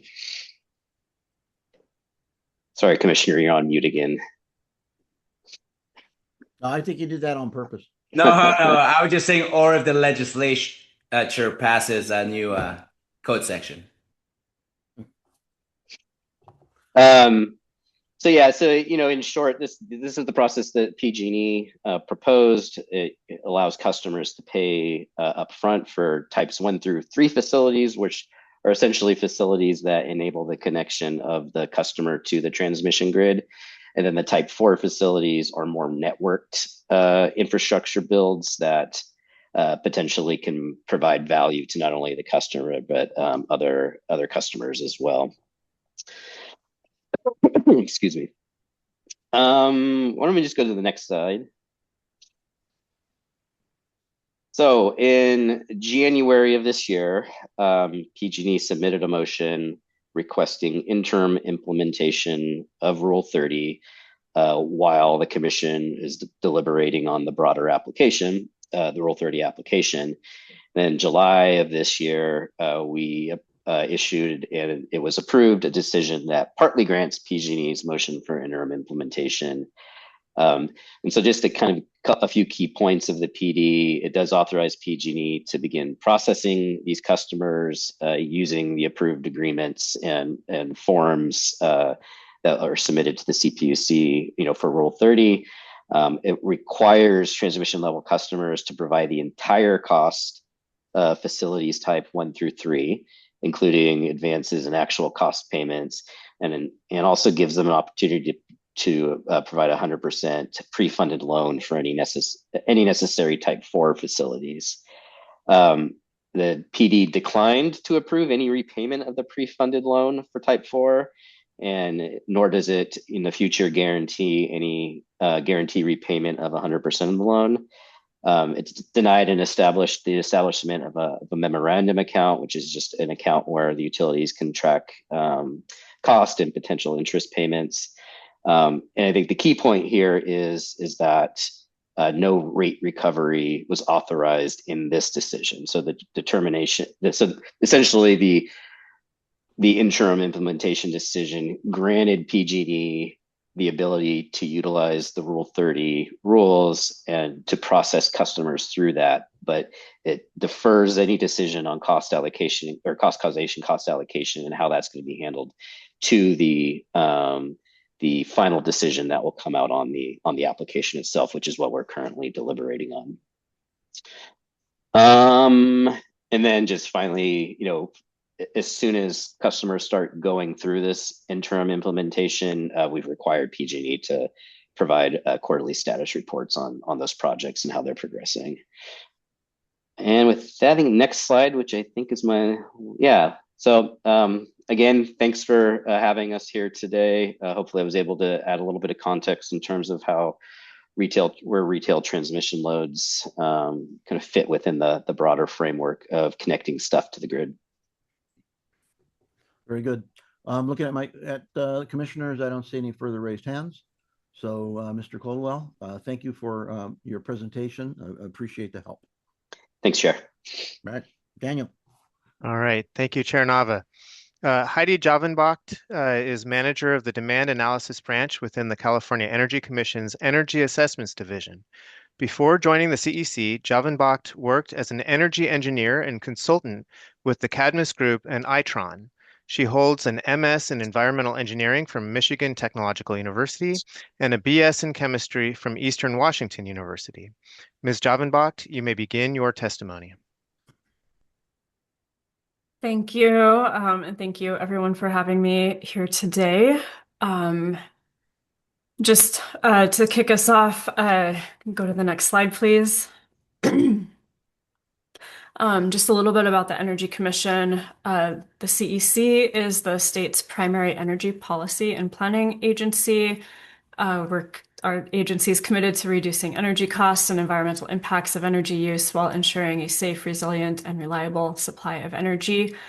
When it comes to data centers, we have two kind of main areas of work. The first, which is the focus of my slides and testimony today, is the energy demand forecast, where we're incorporating the new load from data centers. And then we have another division at CEC that does the thermal power plant licensing and small power plant exemptions, which is relevant for the backup power systems at data centers. And next slide, please. So the CEC's energy demand forecast is used by the CPUC, the ISO, and the IOUs for electricity system planning in the state. And we have two main forecasts that are used. The first is called the planning forecast, and that's an input to resource procurement obligations under the CPUC's resource adequacy and integrated resource planning proceedings. And then this forecast also informs system level transmission planning. And then the second is the local reliability scenario, which informs the local transmission planning done by CAISO and distribution system planning. And the local reliability scenario, electricity demand is higher than the planning forecast to help mitigate the uncertainty when disaggregating the forecast to more localized regions. So I have a slide coming up, but we have different scenarios for data centers. We have a mid case that goes into our planning forecast, and a high case that goes into the local reliability scenario. And then our forecast is on an annual cycle. We're updating these projections every year. We have several public workshops and meetings for stakeholder input throughout the year. And we also meet weekly with CPUC, the ISO, and CARB about the forecast and electricity system planning. And next slide. And also, if there's hands up, please interrupt me. I can't see if there's any hands up. Oh, yeah, go ahead. Oh, there you go. Commissioner Byer has his hand up. First, just so the witness knows, we oftentimes make reference to the University of California at Berkeley by saying "Go Bears." I'm probably the only one on the panel who knows that you went to Michigan Tech, and their mascot is the Huskies Yes. in Houghton, Michigan. I've been there. It's a lovely place. My question is about projections. There are a lot of projections about energy utilization from data centers. I've read many of them. To say they're all over the lot would be an understatement.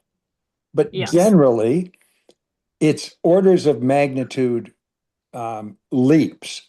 We're not talking 1 or 2%. We're not talking minimal changes. We're talking doubling on a global basis. And then within the United States, doubling. And so what's very difficult for us to get a grip on is to what extent we can isolate, and I think Commissioner Hernandez or Commissioner Nava asked this before, what's going on particularly within the state of California.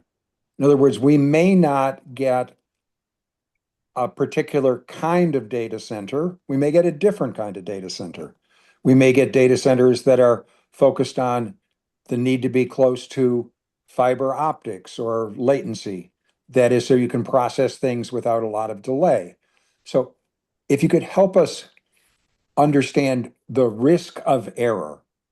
In other words, how precise are these numbers for purposes of policy making? If I said to you, here's a study that projects a 50% increase in global energy use as a result of data centers, I can come up with 4 studies that say that. But what's the case for California, and how much would you bet on it if you had to bet your own money? Yeah, so maybe we should jump ahead. Well, let's go to the next slide, first of all. I think if you don't mind, if I No, can it's talk fine. through the methodology, because I think that will answer a lot of the questions. So I know I've seen a lot of the studies that you're referring to. The difference between their methodology and ours is that we're relying on data from the utilities in California. And not the end users. Correct. Okay, so in the United States, our GDP is about $30 trillion. 1% of that is AI related. That's a gigantic number. Those companies, you're not surveying what they're planning on doing or how they're going to use data centers or how their business is going to evolve. So the demand side of the electricity part is only known through the intermediary, the utility. What we're doing is we're working really closely with the utilities that are seeing a lot of energization requests for data centers, and the utilities are sharing with us the capacity and the timeline for these projects. But they're only California utilities. Yes. Yeah. So what kind of visibility do you have about let's just talk about the US market, where it could be terabytes of electricity demand, and California is only going to have a very, very small share of it. So how do you get visibility about this national or global electricity demand for data centers? Well, we've been focused on California. So I mean, I have looked at some of the studies and projections at the US level, but it's admittedly been a little while since I looked at those. Okay, thank you. Yeah. Yeah, you are the California Energy Commission. Yeah. Right. Right, but So but I Pedro, know, David. Look, yeah, no, yeah, I know what yeah. you're trying to do, and you're right. It is an interesting conversation. Right. But I do think, with respect to asking her how they do projections for California, she can speak to that. Yeah. Okay. Got it. Thank you. Okay. So let me go. Okay. I've got a couple more. Let's go. I don't know who, Aaroner and then Sidley. Does that make sense? I just wanted to ask why Commissioner Byer cares about that. Because to me, we're talking about California. If the question is about trends and what are we to expect, right? Given the global picture, that's a different question, I think. It relates to Senator Nilo's question from before. The companies who are locating the data centers or financing them can go to any state or, frankly, any country.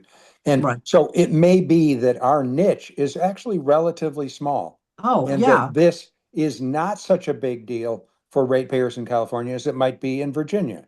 That's the only reason for the comparison. Okay. To try and put it in context of what the risks are. It kind of reminds me of when we made the computer thing regarding 2000, when everybody was hysterical about the changeover when we had to go to 2000 instead of 1999. By 2K. Yeah, exactly. And everybody was hysterical about it. Okay, thank you. Right. Commissioner Sidley. So this question is, I fear I'm going to look like a moron, but I'm going to ask it anyway. What we're trying to solve for here, several problems, obviously. We're need all this capacity, but rates are going up, and we're talking about a way to make rates go down. Seems to me, and again, I think I may hold myself out as moron, but if we're producing all this extra energy, somebody's making money here with all the energy that these data centers are going to use. The people who are not are the residential users. Why isn't it that we could, solving for the problem of just creating all the power that's necessary, blah, blah, blah, but why isn't it that we can't just give a subsidy to the residential user? Ultimately, they get a tax benefit or something of that nature to lower their cost of the power when these data centers come online. And you then, to Commissioner President Nava's point of, well, homeowners are paying for certain things that the commercial users aren't paying for. And all of these different companies are going to start using all this power. And instead of trying to figure out the rate, why don't you just give the tax benefit, the subsidy to the homeowner who are at certain levels?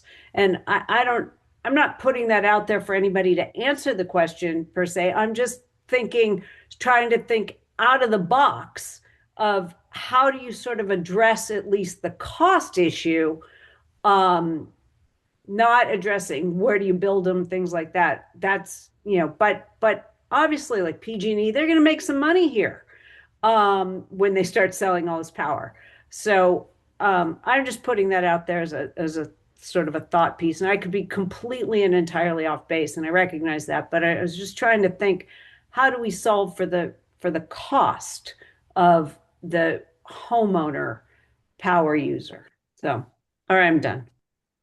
Yeah, let me suggest something, because I think it may touch upon what Ms. Javanbach does.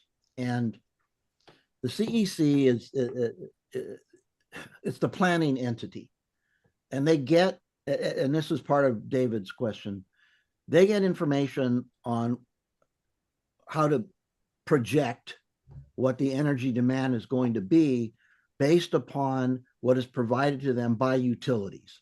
And the utilities get the information from the companies that come before them and say, listen, we're going to need X amount of power. Now, I think part of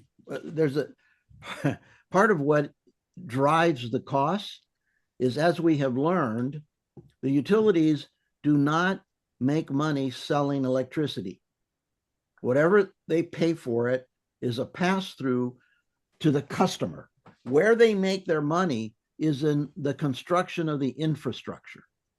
So that the CEC gets this information and they say, based on what we've learned, California is going to need X amount of more energy in order to provide it to the customers. That then becomes, I think, part of a conversation, and stop me somebody if I'm wrong, that the incentive is to build out infrastructure to deliver the energy, because that's where the utility makes their money. Am I wrong, Ms. Jovanovich? I don't work on rates. No, So I know, but isn't part of your job to calculate projections, meaning this is how much more energy is going to be required yes, based on the information we get from the utility? yes, yep, Right. And the utility has an incentive to put out numbers that justify increased construction of infrastructure. Now, you don't have to answer that, right? But I just think that part of the connection here is that without having building transformers and towers and stringing lines, that's not where utilities make their money. We've learned that they make it from the construction of infrastructure. So anyway, I'm done interrupting you. I do want ahead. to comment on that quickly. So we are using the capacity that the customers are requesting to the utilities as the starting point for our forecast, but there's a big difference between capacity and load, Okay. right? So we know that data centers don't use the full capacity. And we are translating that capacity value into load by applying a utilization factor. Right. That's 0.2 on your tile there, right? Yep, exactly. Okay. All right. Go ahead, please. Thank you. Were there more questions?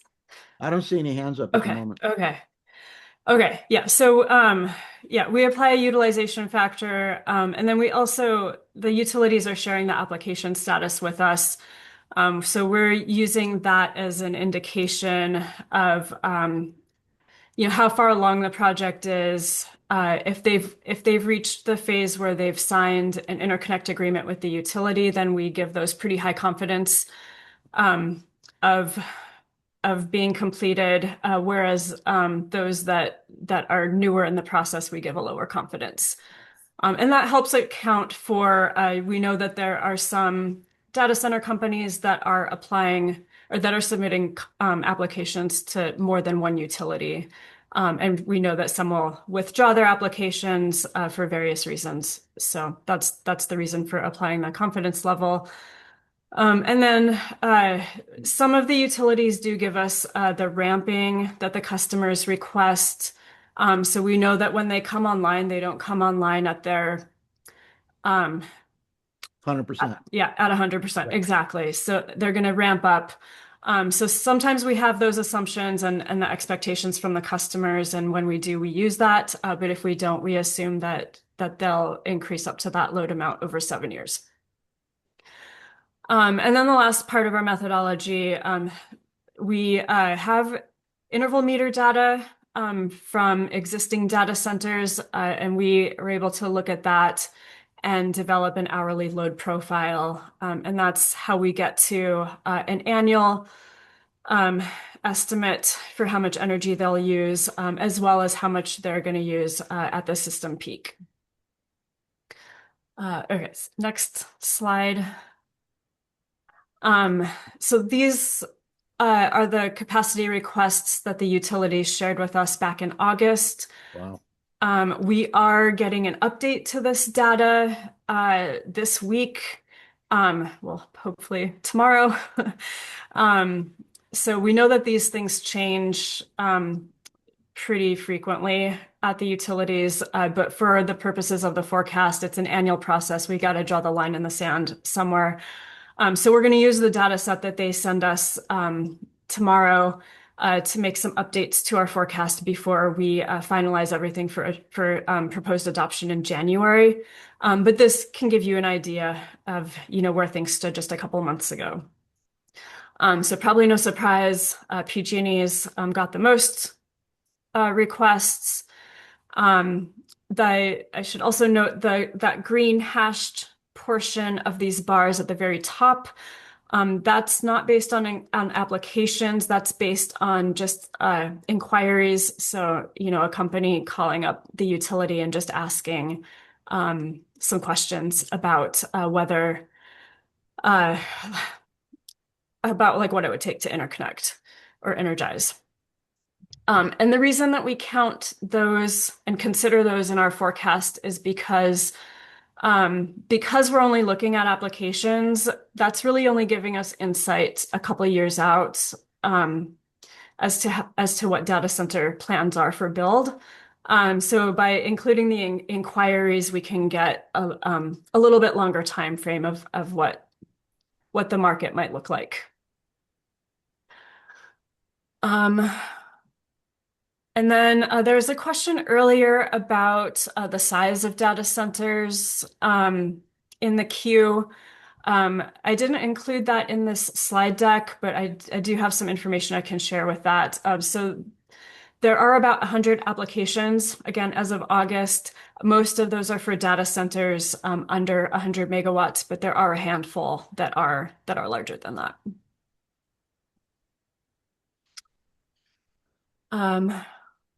I'll pause. Are there any hands up? All right, but I have a question. Sure.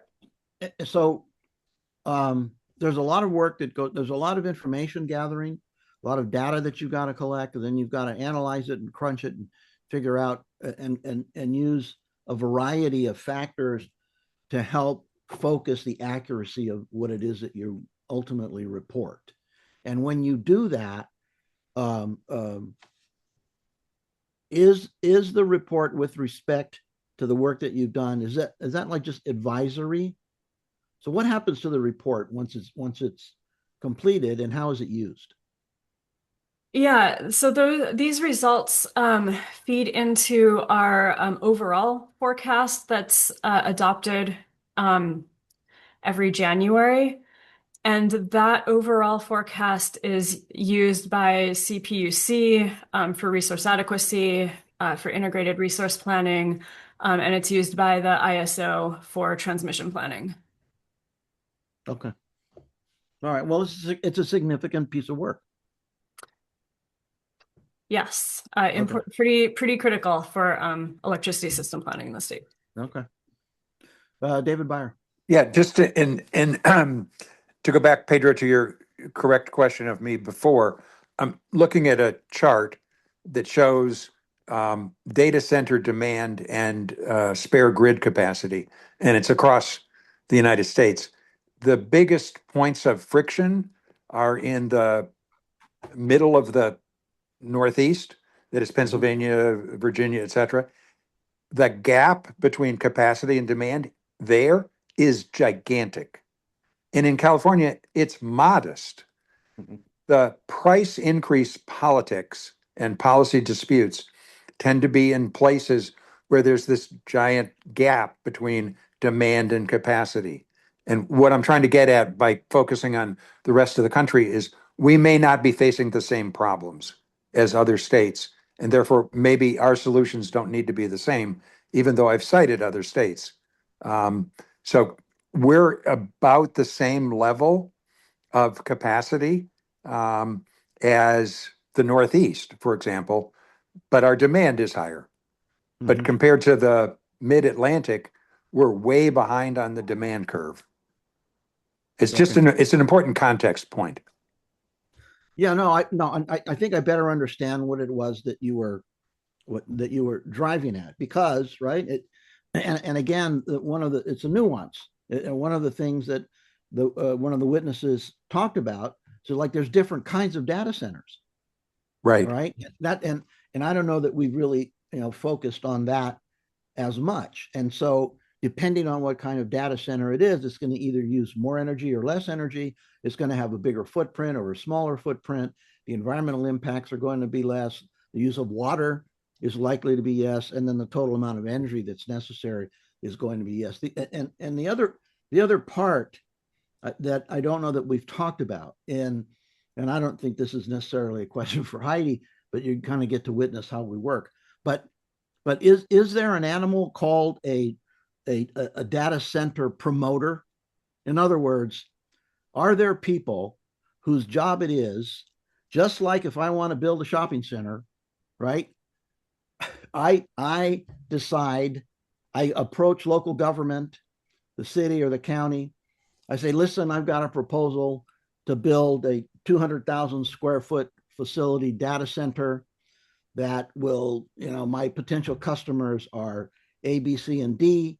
But I need to know whether or not this community and this city council or board of supervisors is amenable to the notion of a data center in your neighborhood. And that person has nothing to do with a data center other than lining up the customers. Is there such a person who does that? Jose? You're muted.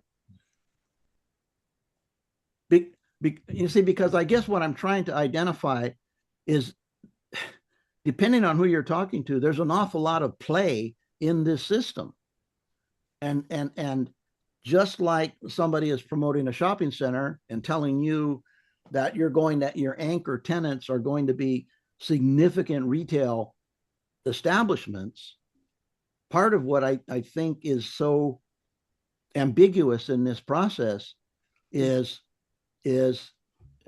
how big and how much energy is a data center going to use, and where is that information coming from, so that you can figure out whether it's even reliable. It's kind of like when they do entitlement for real estate projects. Is that what you're kind of getting at? Yeah. Yeah. Is there somebody who does the entitlement process, not the development? Yeah, Pedro, I think Jose left. No, sorry. It's my microphone wasn't working on my computer. Okay. The answer is yes. I mean, there's so many different folks in this world. I mean, there are folks that go out and actually find the preferred location. There are folks that help with the permitting. I mean, there's a whole slew of that. But the part that's crucial to this is the electricity part. Like, where can they go to get timely electrification? And that's the silver bullet. Yeah, and I think part of what the CEC does, and you explained this, if I can call you Heidi, is you look at different stages of the development to make a determination as to how genuine it is, right? The request for power becomes more likely if a project is 70% down the road as compared to 30% down the road. The terminology is confidence level. There we go. Okay, all right. Yeah, we'll have I'm sure Daniel is going to prepare a glossary before this is all over. But one quick question now that I have my mic back, and I think the senator alluded to it, we've talked about it in the past, and I think CAISO has it. We talked about that the grid at certain times has plenty of power and plenty of transmission, plenty of infrastructure. Has CAISO done a map of California basically saying, if you come here, data center, you can use 500 megawatts? Oh. You mean CAISO or the CEC? Sorry, CEC. I don't know I don't know if CEC has that sort of information. The utilities certainly would, and CAISO probably would as well. But given that you do so you'll just have the generation aspect and the load aspect. We're focused on the load that's going to come online from these data centers. We do also receive location information from the utilities, which we pass on to CAISO to inform their transmission plan. But we don't know, like CAISO doesn't report back to us like, oh, this one's going on in an area that has constraints. We're handing them those results so that they can identify if grid upgrades are needed. There you go. And the utilities do like cluster studies, so they would know also and generally where they're going, right? Yeah, and they're working closely with CAISO as well. So CAISO's the culprit. Okay, we'll go after them. All right. CAISO does transmission planning. All right. Any other, do you have any concluding remarks? Yeah, let's skip ahead to slide 7. Oh, the next one, I guess. So I mentioned there's a difference between, or sorry, go back one. There's a difference between capacity and load. So this is just us translating those capacity values into load.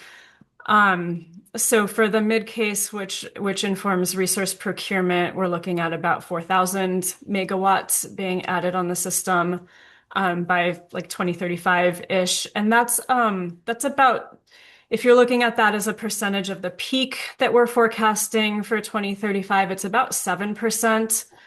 And that's because, we've got load growth from other areas as well, like transportation electrification, for example. And then our high case comes in around 6,000 megawatts. Okay.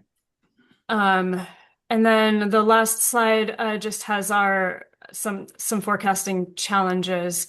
And yeah, I think I've kind of talked through a lot of these already, like the confidence levels. Being able to plan proactively is really important, which is why we include some of these lower confidence projects, just to have a sense of how much interest there is in the future. And then we're really relying on historical data for many of our assumptions. So as we have more data, as time goes on, we'll be able to refine those. So I'll stop there. Commissioner Byer. Yeah, I want to take us back, at least as a commission, to homeowners insurance. And the reason is, you remember, in the old days, rates were set based on historical data, not on projections of what was going to happen in the future. And we recommended, and the insurance commissioner and the administration came forward and said, yes, you should use predictive models. Here's one of the challenges that's going to be confronting us and the Energy Commission is, let's just describe something as a data center, and it's using a particular kind of chip that costs $40,000 and you need thousands of them, and it has an energy demand. But its life cycle, its utility is 3 years. And there's already a new technology, and I referenced this before, by Google, that uses a different kind of chip that uses less electricity. So you have an ambiguity around energy utilization, and the risk of overbuilding is substantial. And the question is, in part, who absorbs the risk? And so kudos to the Public Utility Commission for Rule 30, which helps, share the risk with the people who are going to be building the facility. But there are a bunch of other places where those risks could be borne in a different way. And so the Energy Commission is limited by what they're being told by the utilities, and they don't have visibility into the change in the demand curve as a result of technological evolution. And the best way to describe that is ChatGPT was a really big thing until the Chinese came in using different chips that were cheaper and faster, and created an equivalent prompt. And then all of a sudden people said, oh my goodness, we need to use different technology. That evolutionary cycle on energy use is with us every day. And none of us can understand it very well. And so we shouldn't expect the Energy Commission to be expert on it, because they're dependent on the utilities. Well, look, I mean, I think related to that, I saw an ad for, and I don't even remember what the company was, that was demonstrating a new way to cool the chips. Right. That use less energy and less water. So, but I do think what Ms. Jovanbach has identified on this last slide, and this is her slide, will future data centers operate similarly to existing data centers? Now you raise that, and you raise it for a reason. And what can you tell us that the CEC is doing in order to get information that will address that bullet point? Yeah, so as I mentioned earlier, we have the interval meter data. So as these new data centers come online, we can look at how they're actually operating, and that will help us revise our assumptions. I also just wanted to loop back to the efficiency improvement point, because that is definitely an uncertainty, and is unknown.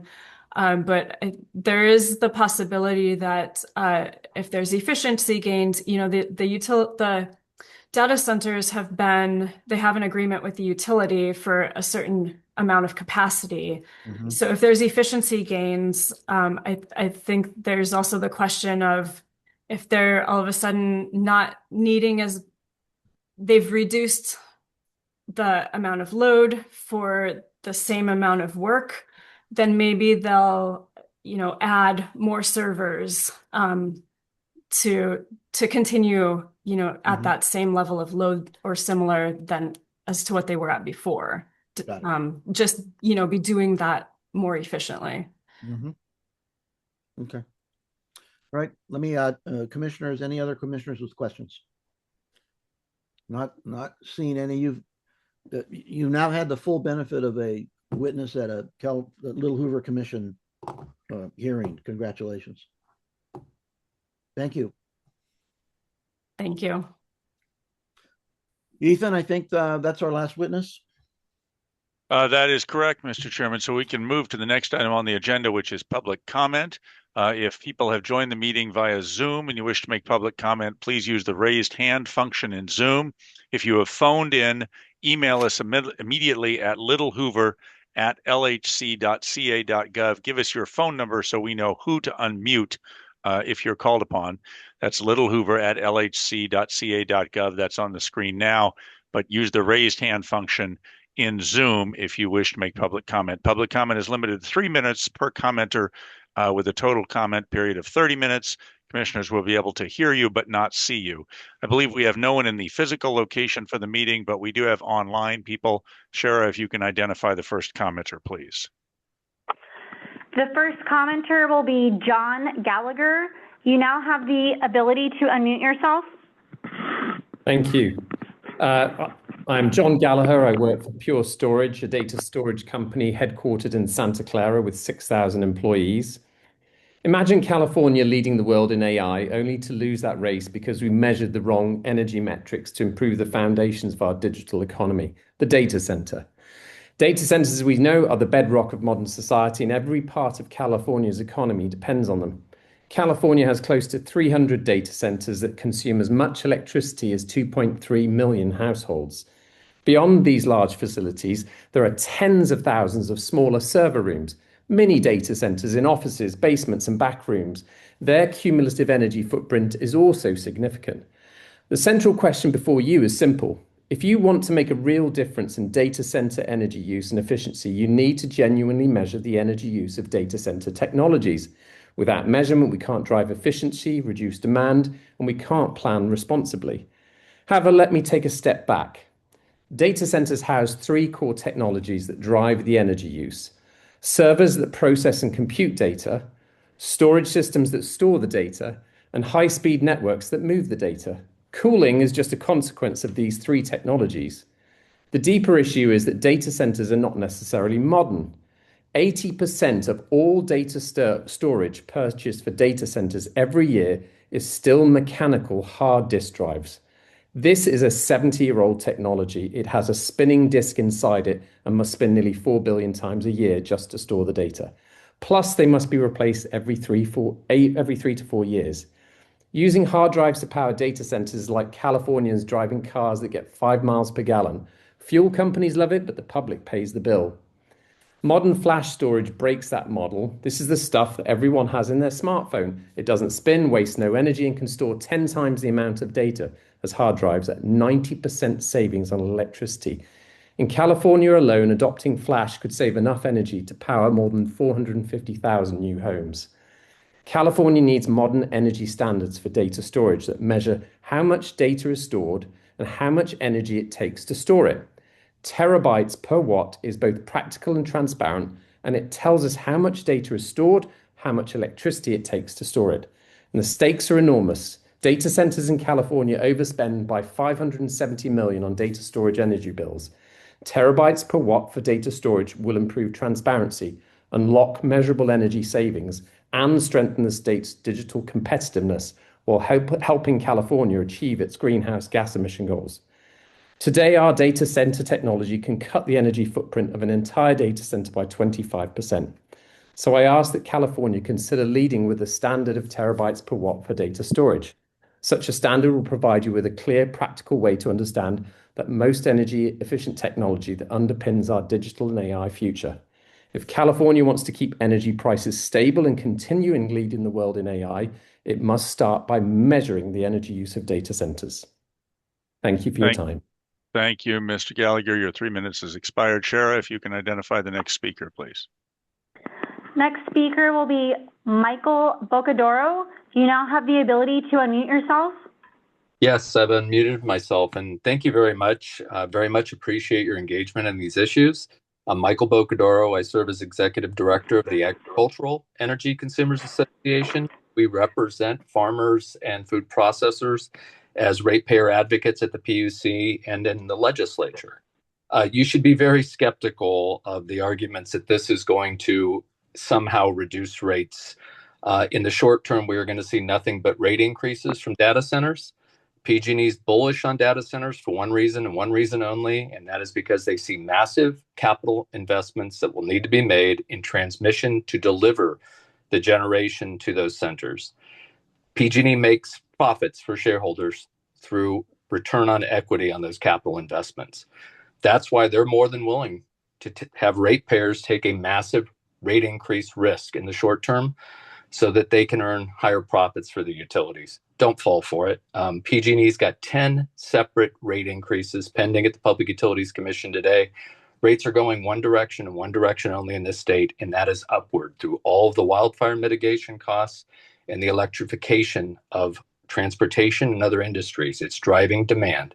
Data centers will simply add to that and add to costs. There's not a ratepayer group in California that believes PG&E's myth of a 1.6% reduction. And even if that were true, we're not willing to take that risk for such a small reduction. It'll be overwhelmed by the rate increases that are just currently pending in the next few years before the Public Utilities Commission. And then finally, Mr. Medeiros has also been quoted as talking about data centers in the San Joaquin Valley. It raises not only energy concerns that we've talked about here today, but it raises massive water concerns given the need to cool these facilities. And they are massive water guzzlers that will further exacerbate the impact of water scarcity, which is already having a massive impact on the San Joaquin Valley farming communities. 500,000 to 1 million acres will need to come out of production over the next 10 years. Data centers in the valley will simply exacerbate that problem, not correct it. So we encourage you to continue to be very skeptical. We look forward to continuing engagement, but don't believe PG&E's misrepresentations about what this is. It's simply about shareholder profit. That's what drives them. Thank you.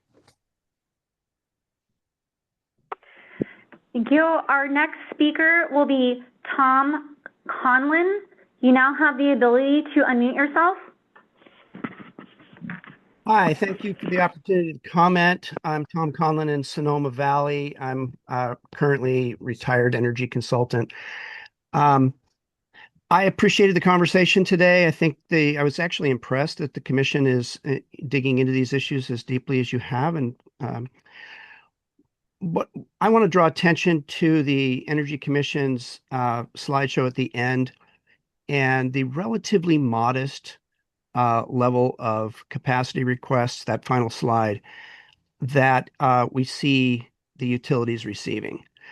By my calculation, that aggregates up to about 15 megawatts of total capacity requests from the two big IOUs. at a 67% capacity factor, that's only about 10 megawatts of projected load growth, demand growth, I should say. I don't believe all of that would be attached to the transmission grid. I believe most of that would be on the distribution grid. That matter was not clarified, so that would be a question I have for the testifiers, the witnesses. And but I would lean into the other comments I've heard, which are that California is unique. Our demand on our grid for data center growth is not as significant as we're seeing in other parts of the country. Yes, we should be responsive to it, but we should not overthrow our loading order, our priorities in California to manage our grid responsibly. So I hope you'll take those comments and answer that question. Thank you very much. Thank you very much, Mr. Conlon. I believe that is the last person who wishes to make public comment, Mr. Chairman. Though the agenda included some other items, we included those only in case we needed to take them up for kind of end of year business, and we do not need to. So I think we have completed the agenda for today, Mr. Chairman, and turn it back over to you. So are you saying that we've completed all of our work for 2025? Well, in terms of commission meetings, yes. However, we're going to be next week, for instance, we're going to be releasing the report on nonprofit contracting. So not for the staff perspective, no, but we're still releasing another report and planning the meetings for next year and so forth. We're planning the January 22nd hearing now, which is an implementation review of our work on developmental disabilities, but no more commission meetings for this year. All right. Pedro, just before we go, David. while we were meeting, President Trump signed an executive order preempting all state and local laws on artificial intelligence. Somebody call the lawyers. There is no way in God's green acre that this is legal or constitutional. Exactly. So I said, get Bob Bonta on the phone. But it will, I hate to put it this way, exacerbate the tension in the legislative process around how to deal with AI as a competitive issue, us versus China, and us versus other states, which will put a greater emphasis on what we say and do with respect to data centers. In other words, the leaving aside, and Senator Becker correctly didn't want to get into a whole bunch of other things like frontier models and Senator Wiener's bill, et cetera, and that's not our job here. But what we need to examine, in my view, what we need to examine is the state's jurisdiction to govern utility rates, which my understanding of the Constitution is that's a state power, and there is a 10th Amendment and the structure of the Constitution. And there's been no congressional delegation to any agency authorizing preemption. And so the president is acting at the lowest possible ebb. The closest thing that I have to analogize this to is the Truman seizure of the steel mills, which the Supreme Court said was unconstitutional. But that was that Supreme Court. This Supreme Court, the frightening thing is who knows what they will think. But I think it's going to change the scope of our discussion. Sorry. Well, I just, in listening to this whole discussion, right, it's clear, at least it's clear to in my thinking, that the role of the legislature needs to be clarified here significantly, right? The PUC seems to have all of the power.